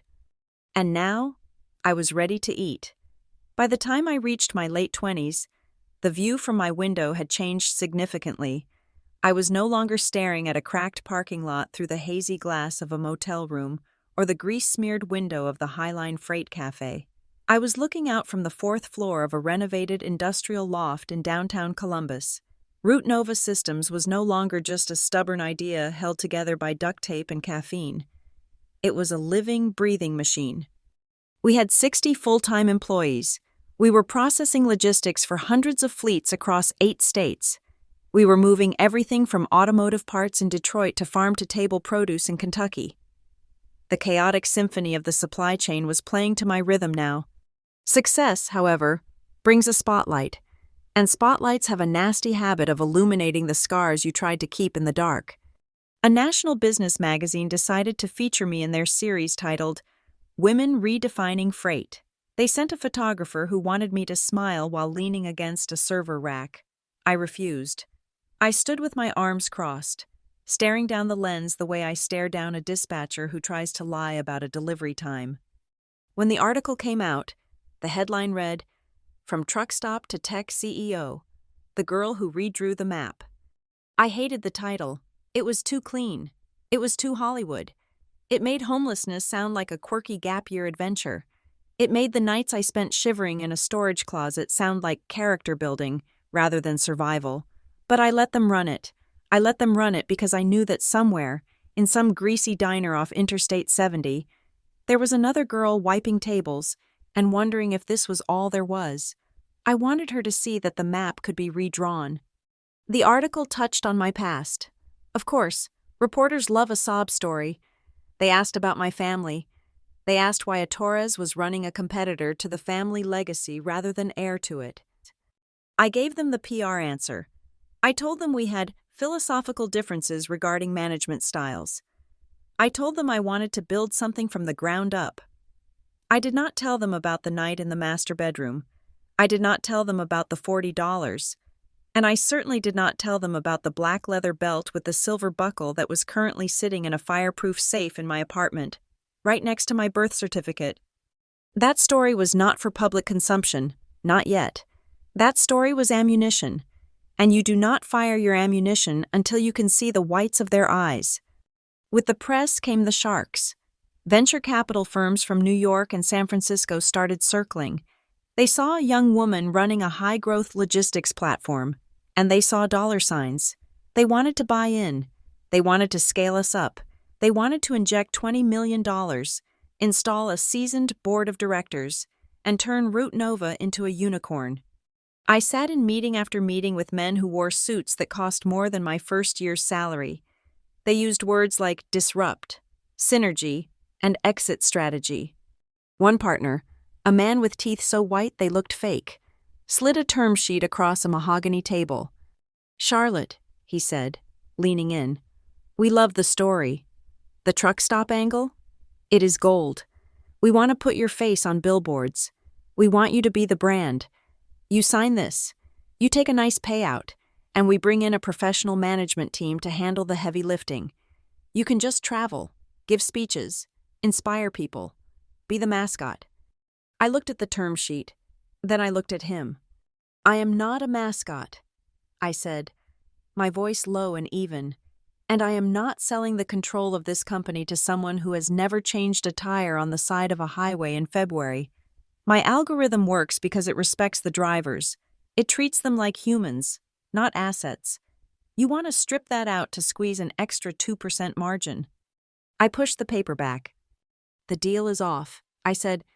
He looked stunned. "You are walking away from $10 million personally?" "I walked away from a lot more than that when I was 20. I said, standing up, and I did not do it so I could sell my soul to the first guy with a checkbook. I left the room. I was shaking, not from fear, but from the sheer adrenaline of holding the line. I drove back to the office, ordered pizza for the night crew, and sat at my desk until the city lights blurred into streaks of gold and red. It was one of those quiet nights where the hum of the HVAC system feels like the only sound in the world. I was reviewing code for a new update when my personal phone lit up on the desk. I glanced at it. The name on the screen made my breath hitch in my throat. Aunt Ruth. I stared at the phone. Ruth was my mother's older sister. She still lived in Riverton, in a small bungalow about 2 miles from the Torres estate. She was the only person from that life I kept in contact with. And even then, it was sporadic. A birthday text, a Christmas card. She was a good woman, but she was terrified of Mark. She had watched from the sidelines as he erased my mother and then erased me, too afraid to speak up because Mark employed her husband at the warehouse. I picked up the phone. It was a text message. "Charlotte," it read, "I thought you should see this. It is all over town." Attached was a screenshot of the Riverton Gazette's Facebook page. The local paper had picked up the national article, but being a small town, they had spun it. The headline in the Riverton Gazette was not about my struggle. It read, "Local daughter makes good. Mark Torres's eldest now CEO of multi-million-dollar tech firm." I felt a wave of nausea roll through my stomach. Mark Torres's eldest, even now, even after everything I had built. They were framing my success as an extension of him, as if his DNA was the magic ingredient, not my sleepless nights. A second text from Ruth popped up. "The paper came out this morning. I was dropping off the weekly inventory reports at the big house. They were eating breakfast." I gripped the phone tighter. I could visualize the breakfast nook in the Torres mansion, sunlight streaming through the bay windows, fresh fruit in crystal bowls, the smell of expensive coffee. Mark was reading the paper. Ruth wrote, when he saw the headline, he knocked his coffee mug right off the table, shattered it. He turned white. Charlotte, like he had seen a ghost. I felt a cold, grim satisfaction settle in my chest. Good. Let him bleed a little. And Vanessa? I typed back. 3 bubbles appeared, pulsing as Ruth typed. Vanessa laughed. Ruth replied. She told the housekeeper to clean up the mess. Then she said, "Oh, please, it is just a tech startup. Those things crash in a year." The girl probably hired a publicist to write that puff piece. Of course, denial was Vanessa's superpower. If she acknowledged my success, she would have to acknowledge that her attempt to destroy me had failed. What about Paige? I asked. Paige was jealous. Ruth wrote, "She threw her spoon down. She said, 'Why is she getting press? I am the COO. I am the one actually running a real company.'" Mark told her to be quiet. He cut the article out. Charlotte. He took it into his study and locked the door. I stared at the screen. Mark locked himself in his study, the study where he kept his trophies, the study where he pretended to be a good man. Then, a final image came through from Ruth. "This arrived at the office today," she wrote. Mark told the secretary to send it.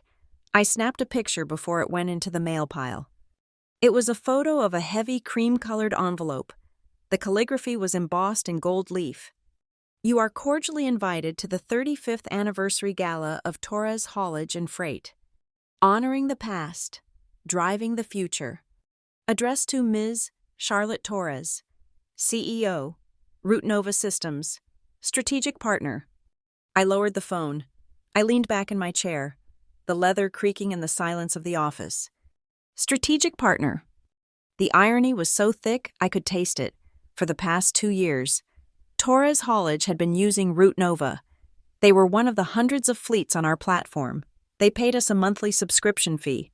They used my algorithms to save money, but because the contract was signed by their fleet manager and handled by my sales team, Mark and Vanessa probably never looked closely at the vendor name, or if they did, they assumed Root Nova was just some faceless entity. Now, the article had connected the dots. Now they knew that the software keeping their trucks running was built by the daughter they threw away. And instead of hiding, instead of severing the contract, Mark was inviting me. Why? Was it an olive branch? Was it a trap?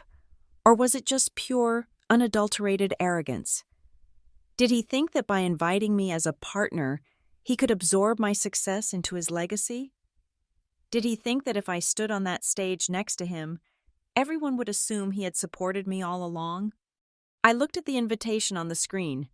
The logo, a stylized T inside a wheel, was the same one I used to color in with crayons when I was 6 years old. I felt sick. The old fear, the conditioned response of a victim, flared up.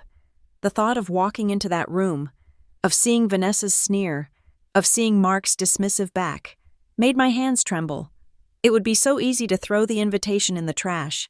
It would be so easy to stay here in Columbus, in my safe tower, and let them play their little games in Riverton. But then I thought about the belt. I thought about the plastic folder in the safe. I thought about the history display they were undoubtedly planning for the gala. They would talk about Mark's hard work. They would talk about family values. They would lie. If I did not go, I was letting them write the ending of the story. I was letting them keep the narrative that I was the black sheep, the runaway, the difficult one.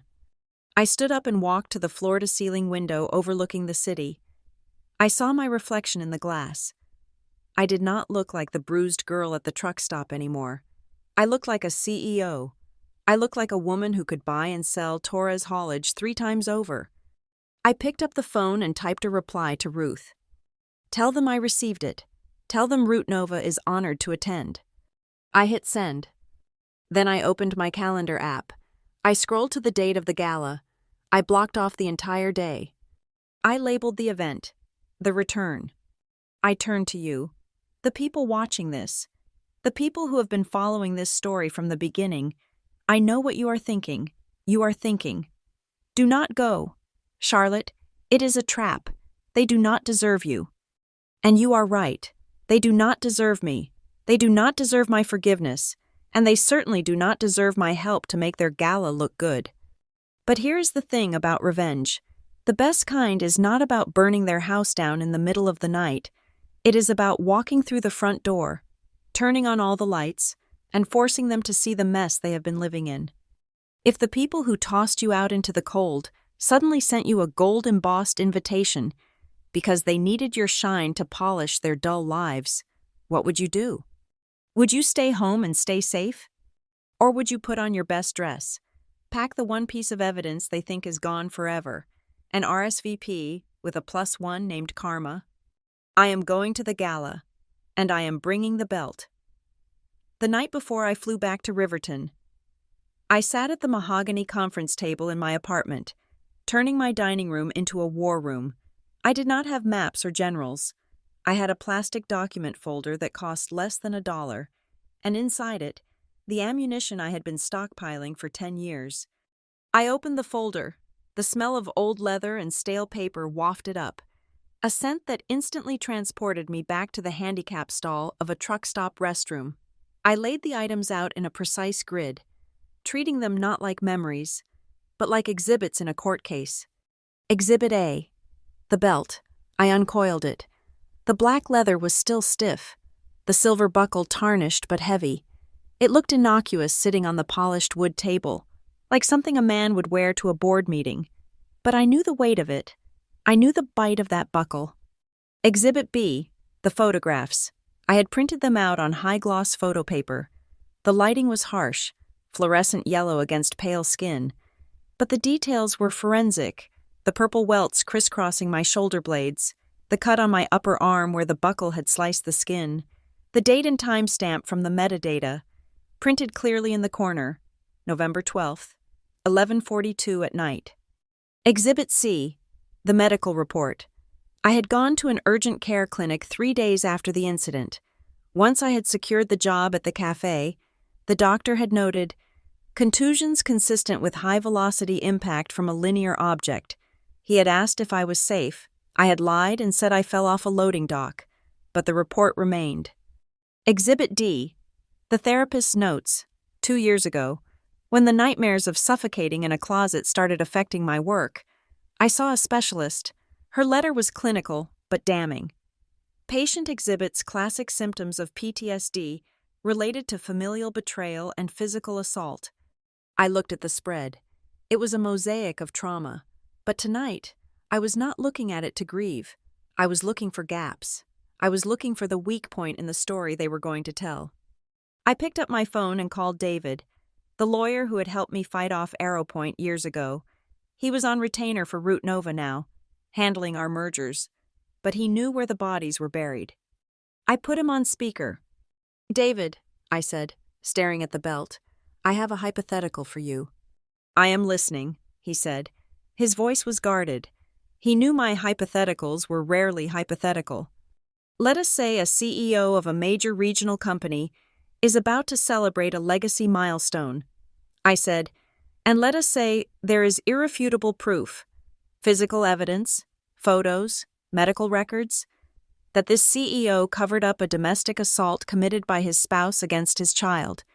And let us say that child is now a strategic partner in his business. What happens if that proof becomes public? There was a long silence on the other end of the line. I could hear David taking off his glasses. Charlotte, he said slowly, from a legal standpoint, the statute of limitations on the assault might be tricky depending on the state laws and the time passed. But from a reputation standpoint, it is a nuclear bomb. Investors run. Clients cancel contracts to avoid the PR splash. Lenders call in debts. It creates a toxic asset label that sticks to the brand for a decade. He paused, then added, but the whistleblower gets hit with shrapnel too. The media drags up everything. They paint it as a vendetta. It gets ugly. Do you want to burn the house down, Charlotte? Because you are standing inside it. I looked at the photos. I thought about the article Mark had cut out. I thought about Vanessa laughing at the breakfast table. No.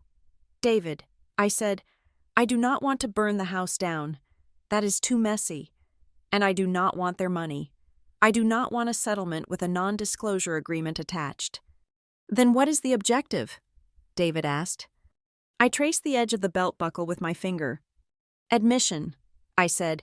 I want the gaslighting to stop. I want them to look at the truth and be unable to blink. I hung up. I knew what I had to do.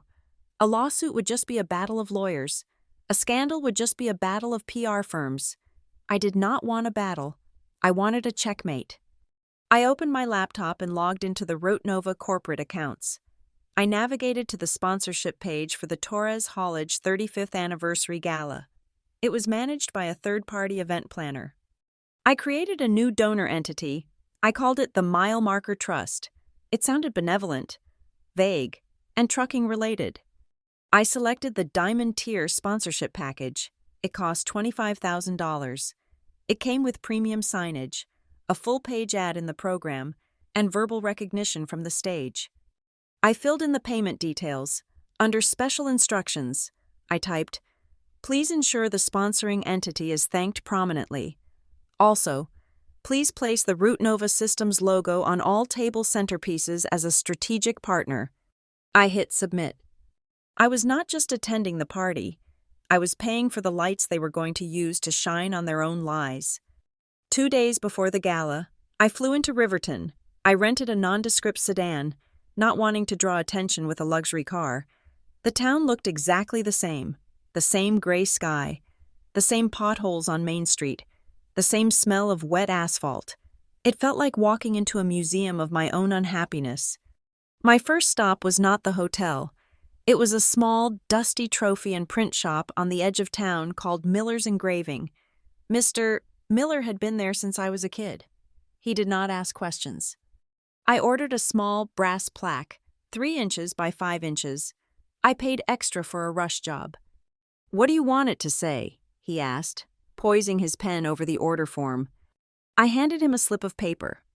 "Dedicated to every driver's kid who waited alone at a stop, but found their own route home." He looked at it, then looked at me over his bifocals. "That is mighty specific," he grunted. "Just print it," I said. The next day, the day before the gala, I met Aunt Ruth in the parking lot of the Torres Hollage headquarters. The event was being held in the main warehouse, which had been cleared out and draped in expensive fabric to look like a ballroom. Ruth looked terrified. She was wringing her hands, looking over her shoulder at the security cameras.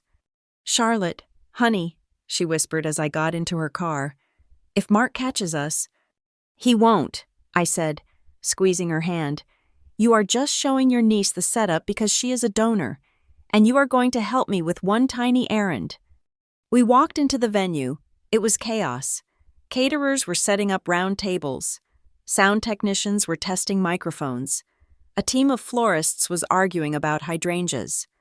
We found the event coordinator, a woman named Sarah who looked like she was on the verge of a nervous breakdown. She was holding a clipboard and screaming into a headset. "Excuse me," Ruth said, putting on her best, helpless aunt voice. "Sarah? I am Ruth, Mark's sister-in-law, and this is Charlotte, from the sponsorship team." Sarah looked at us with frantic eyes. "Oh, thank God. Someone from the family. Do you have the key for the legacy cabinet? Mark said he brought it down, but I cannot find it, and the lighting guys need to check for glare on the glass." I held my breath. This was the variable I could not control. Ruth patted her purse. "Oh, I think Mark gave it to me to hold while he went to check on the catering trucks. Let me check." She pretended to rummage. Then she looked at Sarah. "Actually, I might have left it in the office, but I can run and get the spare from the janitor. Or, wait, here is one." Ruth pulled a small brass key from her pocket. It was the duplicate she had made for Mark years ago when she watered his plants. A key he had likely forgotten existed. "Is this it?" Ruth asked innocently. Sarah grabbed it. "Let us try." We walked over to the history display. It was a tall, beautiful glass cabinet positioned stage right. It was currently empty, waiting for the artifacts. Sarah tried the key. It turned smoothly. The door popped open. "Perfect," Sarah sighed. "Look, I have to go deal with the valet company. Can you two just make sure the glass is clean inside and lock it up when you are done? Mark is bringing the tool belt down tomorrow right before the show." She did not wait for an answer. She shoved the key into Ruth's hand and sprinted away toward the loading dock. I looked at Ruth. She was trembling. "Go watch the door." "Ruth," I said softly, "give me 2 minutes." Ruth nodded and scurried away to the entrance of the warehouse. I was alone with the cabinet. I was alone with the stage. I took a deep breath. I reached into my oversized tote bag. First, I took out the black leather belt. I held it for a second. It felt heavier than I remembered. It was not just leather. It was a condensed timeline of pain.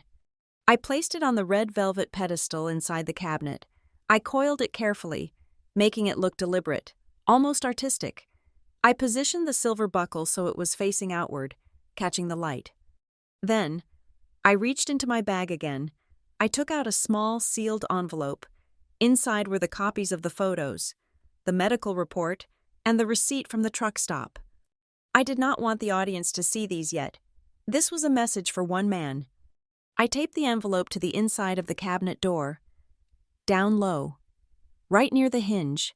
It was positioned so that from the outside, looking through the glass, it was invisible, blocked by the wooden frame. But for anyone opening the door, anyone standing exactly where Mark would stand to retrieve the belt, it would be the first thing they saw.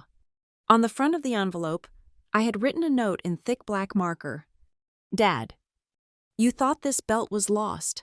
I thought you had lost me. Only one of us was wrong. Open before you speak. I smoothed the tape down. My hands were steady. This was precision engineering. I was building a trap that only guilt could trigger. Then, I took the small brass plaque I had picked up from Mr. Miller. I placed it inside the cabinet, right next to the belt. It looked official.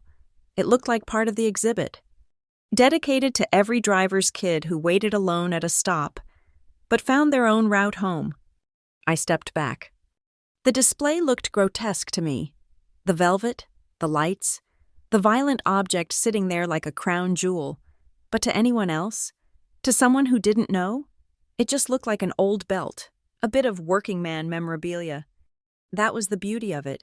It was hidden in plain sight. I closed the glass door. I locked it. The click of the tumbler was the most satisfying sound I had heard in 10 years. I wiped my fingerprints off the glass with a microfiber cloth. Ruth came running back, breathless. "Is it done?" she whispered. "It is done," I said. We walked out of the warehouse, into the gray afternoon light of Riverton. I handed Ruth the key. "Give this back to Sarah tomorrow," I said. "Tell her you found it in your coat pocket." I looked back at the building. I pictured the cabinet sitting there in the dark, holding it secret. I pictured Mark walking up to it tomorrow night, surrounded by his admirers, reaching for a prop to support his lie, and grasping the truth instead. I felt a strange sense of peace. I was not angry anymore. I was just ready. I was not playing a game of revenge. I was holding up a mirror. If Mark looked into that cabinet and saw a tool belt, then he was truly delusional, and nothing I did would matter. But if he looked in and saw the black belt, if he saw the monster he had allowed into his home, then he would have to make a choice in front of 300 people. He could ignore it, he could scream, or he could break. I got into my rental car. I drove back to the hotel. I ordered room service, a burger and fries, the same meal Mark used to bring me when he felt guilty. I ate it slowly, staring at the dress hanging on the closet door. It was black, simple, sharp. Tomorrow, I would walk into that room.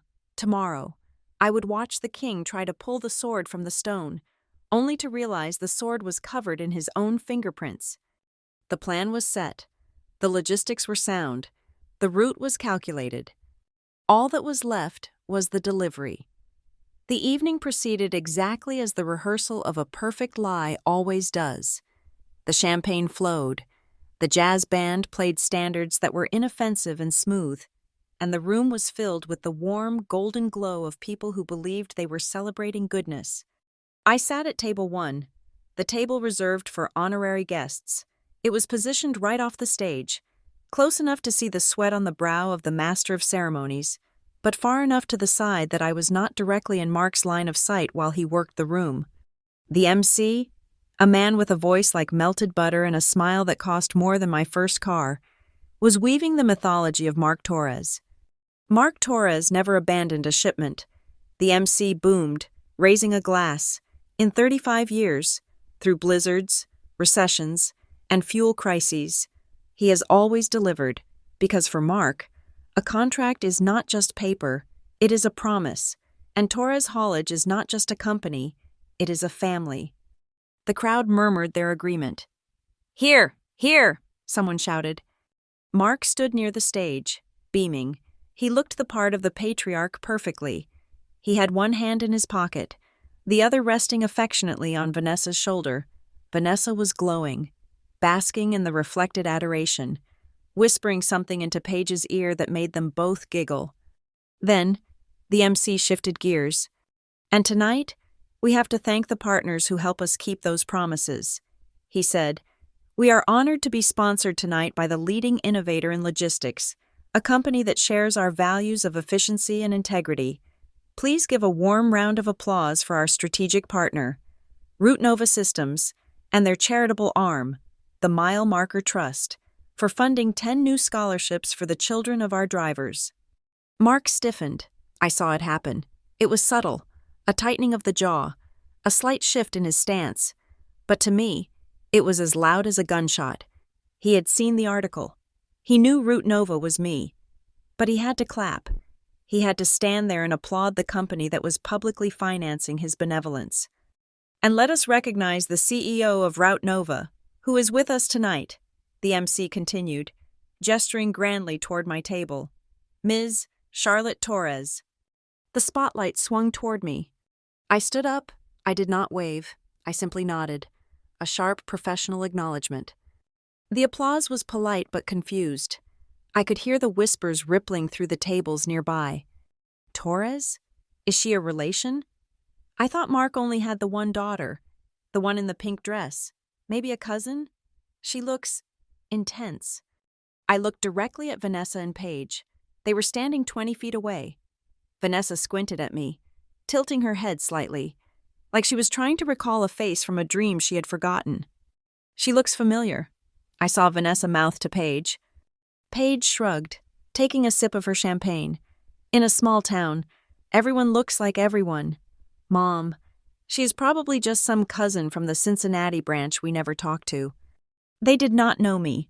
They had erased me so thoroughly from their own minds that I was now a stranger wearing their name. The MC waited for the applause to die down before moving to the climax of the night. "And now, folks, the moment we have all been waiting for," he announced, his voice dropping to a reverent whisper. "To mark 35 years, Mark wants to show you where it all began. We talk about the fleet, we talk about the warehouses, but it started with one man, one truck, and the tools he carried on his back. Ladies and gentlemen, the original Torres tool belt." The crowd cheered. This was the folklore they loved, the humble beginning. Mark stepped up to the cabinet. He looked confident again. He had suppressed the anxiety about Route Nova. He was back in his element, selling the story of the self-made man. He produced the key, the duplicate key Ruth had planted. He held it up for the crowd to see, a bit of theatrical flair. He inserted the key into the lock. He turned it. The door of the cabinet popped open with a smooth, well-oiled click. Mark smiled at the audience. He reached inside, his eyes still scanning the crowd, his hand moving by muscle memory to the center of the velvet pedestal where he expected to feel the rough canvas of a construction belt. His hand closed around cold, stiff leather. His smile faltered. He looked down. The room was silent, waiting for him to lift the trophy high. Mark froze. He was staring into the cabinet as if he were looking into an open grave. His hand was gripping the black leather belt I had placed there yesterday. The silver buckle was glinting under the LED display lights. He tried to let go. I saw his fingers twitch, but the shock had short-circuited his motor control. He was caught in the headlights of his own history. "What is wrong?" Vanessa whispered, loud enough for the front row to hear. "Mark?" Mark pulled his hand back, but the belt was looped in such a way that it snagged on his cufflink. He jerked his arm, and the belt came tumbling out of the cabinet, dangling from his wrist before falling to the stage floor with a heavy, sickening thud. It was not a tool belt. It was a black dress belt, thick, menacing, and right there, pasted on the inside of the buckle, Clearly visible as it lay coiled on the beige carpet was a white evidence tag. The silence in the room changed frequency. It went from anticipatory to confused. Paige, standing near the podium, leaned in. She was not the sharpest operator, but she had good eyesight. "Dad?" she asked. Her voice was picked up by the microphone she was standing next to, amplifying her confusion to 300 people. "Dad, what is that? That is not the tool belt." Mark was trembling, visibly trembling. He looked at the belt on the floor. Then he looked at the cabinet. He saw the envelope taped to the inside of the door, the envelope with his name on it. He reached for it. Maybe he thought he could hide it. Maybe he thought he could shove it in his pocket before anyone saw. He ripped the envelope off the door, but his hands were shaking so badly that he fumbled the flap. The tape gave way. The contents of the envelope did not stay inside. They spilled out. Photographs, high gloss, 8x10 photographs. They fluttered down like confetti, landing face up on the stage, right next to the microphone stand. The lighting engineer, thinking this was part of the reveal, hit a button that brightened the stage lights. The photo on top was undeniable. It was a close-up of a human back, crisscrossed with purple and black welts, the skin broken in places. It was graphic, it was violent, and right next to it was a copy of an urgent care intake form. Patient, Charlotte Torres, age 20, cause of injury, repeated strikes with a belt buckle. A woman in the front row gasped. It was a sharp intake of breath that sounded like a scream in a vacuum. "Oh my God," someone whispered, "look at the photo." Mark stood there, surrounded by the debris of his secret. He looked at the photos. He looked at the belt. He looked at the crowd, his eyes wide and terrified. Vanessa rushed forward. She saw the photos on the floor. She saw the belt, and for the first time, I saw the color drain completely from her face. She did not look angry. She looked like she was about to vomit. Is that Charlotte?" a man asked from the second table. The murmur started to build. It was the sound of a dam cracking. I did not wait for the water to break. I stood up. I walked toward the stage. I moved with the precision of a logistical operation. I did not rush. I did not run. I walked up the stairs, the heels of my shoes clicking on the wood. Mark saw me coming. He took a step back, almost tripping over the belt. He looked like a man facing a firing squad. I did not look at him. I walked past him. I walked past Vanessa, who was staring at the photos on the floor with her hand over her mouth. I walked to the microphone. I adjusted the stand. It screeched slightly, a harsh sound that cut through the murmuring. The room went dead silent again. I looked out at the sea of faces. I saw the bankers, the drivers, the town council members. I saw the people who had bought the myth. I did not scream. I did not point a finger. I spoke in the calm, measured voice I used for boardroom negotiations. "We talk a lot about inheritance in this town." I began. My voice echoed through the warehouse. "We talk about what we pass down. We talk about tool belts and trucks and legacies." I paused. I looked down at the belt lying on the floor. But sometimes, what we inherit is not a company. Sometimes, we inherit a lesson. I looked up at Mark. He was unable to meet my eyes. 10 years ago, I stood in a room not unlike this one. I said, I was told that I was a burden. I was told that my value was zero. I was told that if I wanted to survive, I had to leave the only home I had ever known. I turned back to the audience. I was driven to a truck stop outside of Dayton, Ohio. I was given $40 and a plastic bag of clothes, and I was left there. I heard a gasp from the back of the room. Someone knew the story, or maybe they just recognized the cruelty of it. I sat on a metal bench under a yellow light for 6 hours. I continued. I watched the trucks come and go. I watched the world moving while I was stuck, and I had a choice. I could wait for the person who left me there to come back. I could wait for an apology that was never going to come. I gestured to the floor, to the photos of my own bruised skin. Or I could look at the map and realize that the route I was on was a dead end. I picked up the microphone from the stand and took a step closer to the edge of the stage. Root Nova was not built in a boardroom. I said, it was built in a storage closet at the Highline Freight Cafe. It was built by a girl who realized that logistics is just the art of survival. It is about taking the broken pieces, the missed deliveries, the closed roads, the $40 in your pocket, and building a new way home. I looked at Vanessa. She was trembling, clutching Paige's arm. Paige looked from the photos to me, her eyes wide with a dawning, horrific realization. We are celebrating 35 years of history tonight, I said, but history is just data, and data does not lie. You can hide it in a cabinet, you can lock it away, you can try to paint over it with galas and champagne, but eventually, the audit comes due. I reached into my pocket and pulled out the small brass plaque, the one that matched the one I had placed in the cabinet. I placed it gently on the podium. This donation, and the scholarships we are funding tonight, are not for the people on this stage, I said, my voice dropping to a steel whisper. They are for the kids who are still waiting at the truck stop, the ones who think they have been thrown away. I looked at Mark one last time. I am not the daughter you kept, I said. I am the daughter you built, and I am done waiting for a ride. I placed the microphone back on the stand. I did not wait for applause. There was none. The room was paralyzed. The silence was heavy, suffocating, and absolute. They were connecting the dots.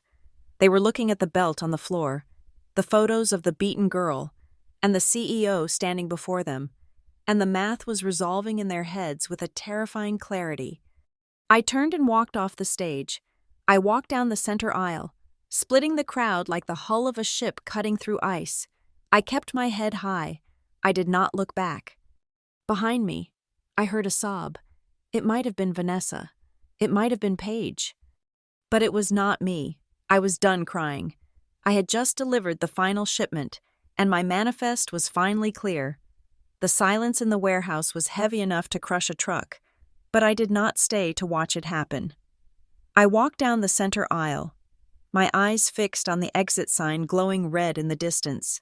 I could feel the gaze of 300 people burning into my back, a mix of horror, pity, and the morbid curiosity that comes when a carefully constructed lie collapses in real time. I pushed through the heavy double doors and stepped out into the night. The air outside was cool and smelled of rain and asphalt, a sharp contrast to the suffocating perfume and tension of the gala. I took a deep breath, letting the oxygen fill my lungs. My hands were steady. My heart was beating in a slow, rhythmic thud. It was the feeling of a job done. I had delivered the payload. Now, all I had to do was leave before the fallout turned into a spectacle I did not care to witness. I walked toward the valet stand, fishing my keys from my purse. I had parked my own car, a habit from years of needing to know I could leave at a moment's notice. I was reaching for the handle of my SUV when I heard the heavy doors bang open behind me. Charlotte. It was not a scream.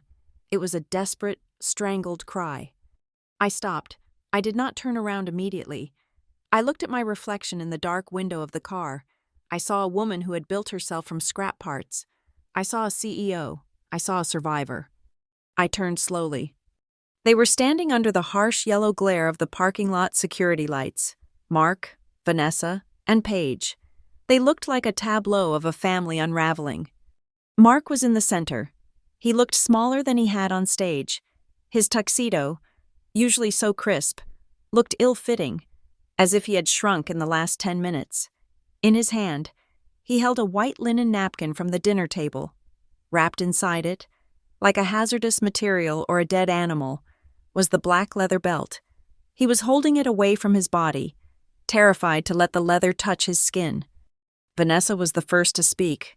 Her face was flushed, her makeup starting to smear around the eyes. The shock in the hall had worn off, replaced by her default setting, denial and attack.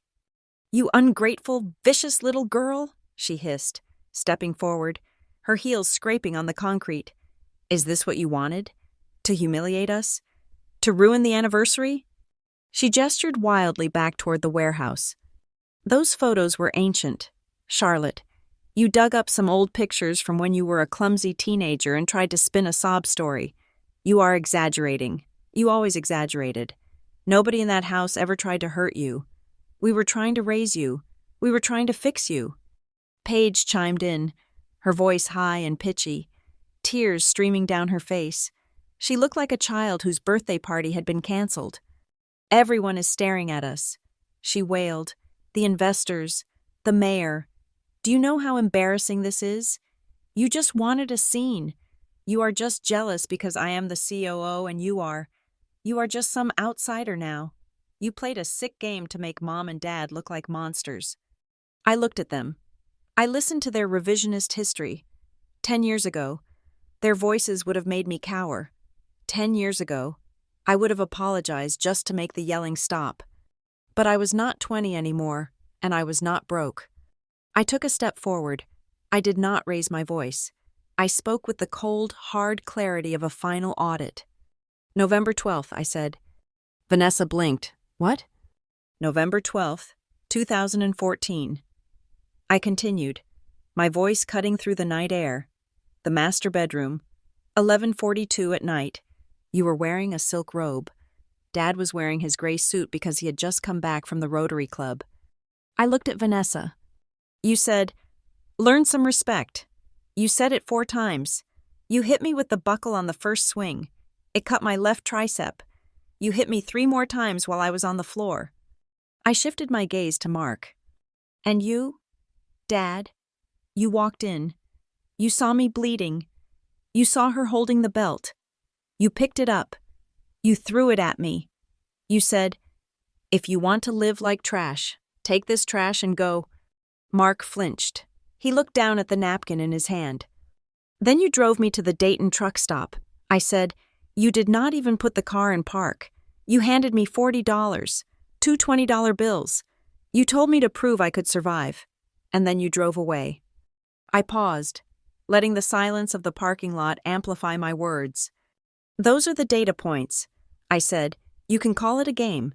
You can call it a scene, but you cannot call it a lie, because we all know exactly where we were that night.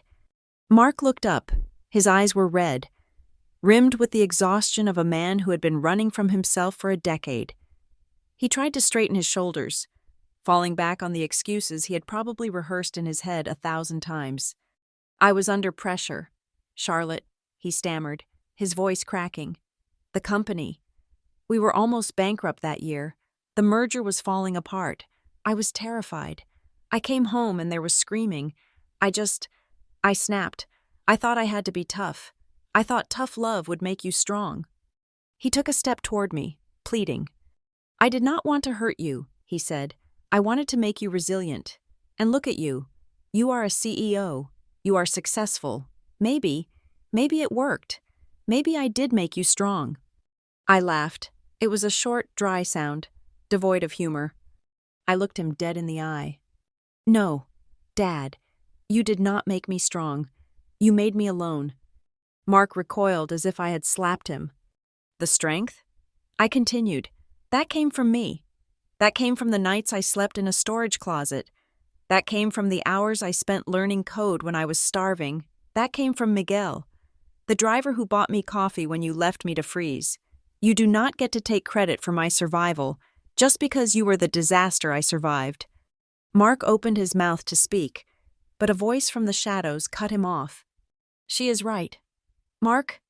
We all turned. Aunt Ruth stepped out from behind a parked van.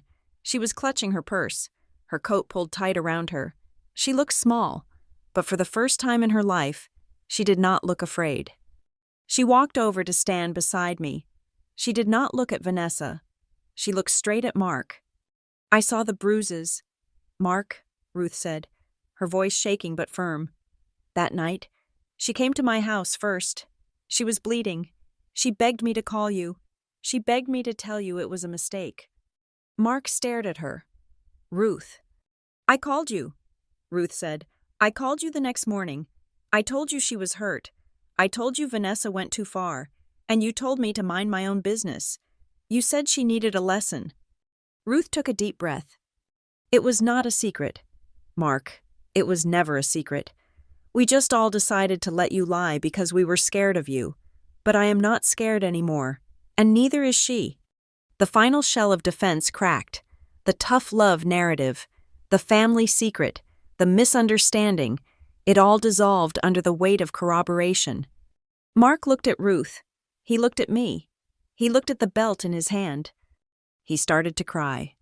It was not a dignified cinematic cry. It was the ugly, heaving sob of a man realizing he is the villain in his own biography. His shoulders shook. He looked at the belt wrapped in the napkin with pure revulsion.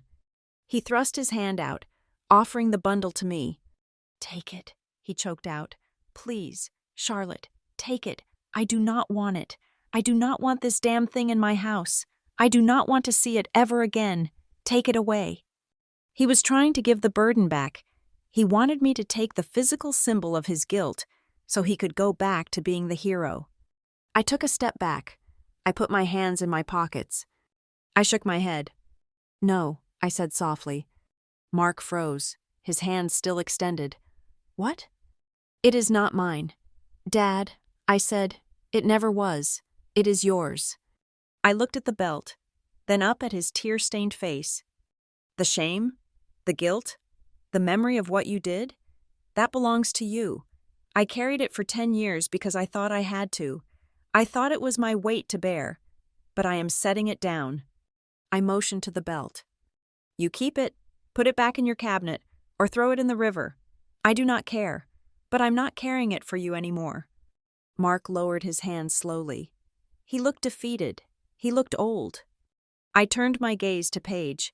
She had stopped crying. She was staring at me with a look of confusion and fear. She was realizing that the protective bubble she had lived in was made of glass, and I had just thrown a rock through it. I felt a pang of pity for her. She was just another product of the same factory, just painted a different color. "Paige," I said gently. She flinched. "I am not your enemy," I said, "and you are not my replacement. You are just the next person they taught to look away. Do not let them make you blind." I turned my back on them. I walked to the trunk of my SUV. I popped the hatch. Inside, sitting next to my laptop bag, was a small, clear acrylic box.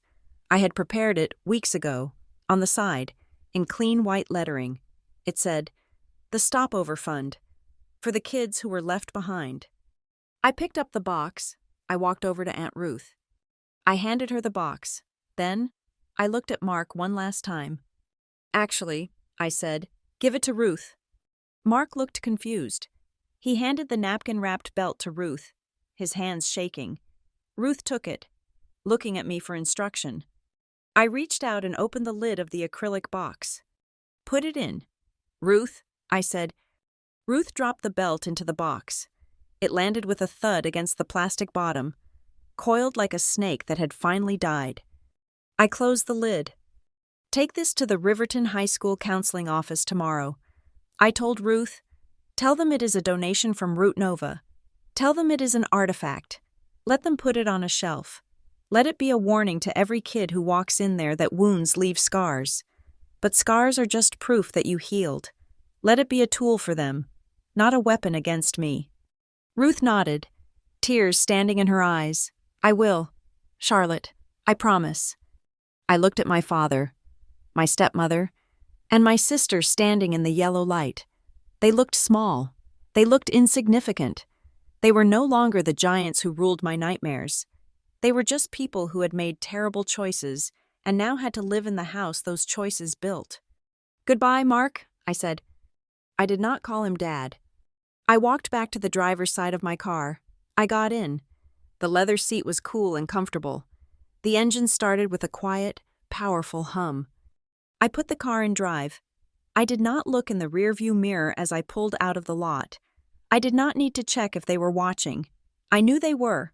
I knew they would be standing there long after my taillights disappeared, left behind in the parking lot, just like I had been. But this time, I was the one driving. I merged onto the highway, the road stretching out before me, a ribbon of possibilities illuminated by my headlights. I felt light. I felt clean. The cargo was delivered. The manifest was closed. Justice is not about burning the world down. It is about placing the weight where it belongs, shifting the load off your shoulders, and driving on. And the road ahead? It was wide open. Thank you so much for listening to my story. I want to know, where are you tuning in from right now? Drop a comment below and let's talk. If you believe in standing up for yourself, please subscribe to Lila Revenge Stories. Hit that like button and smash the hype button so more people can hear this truth.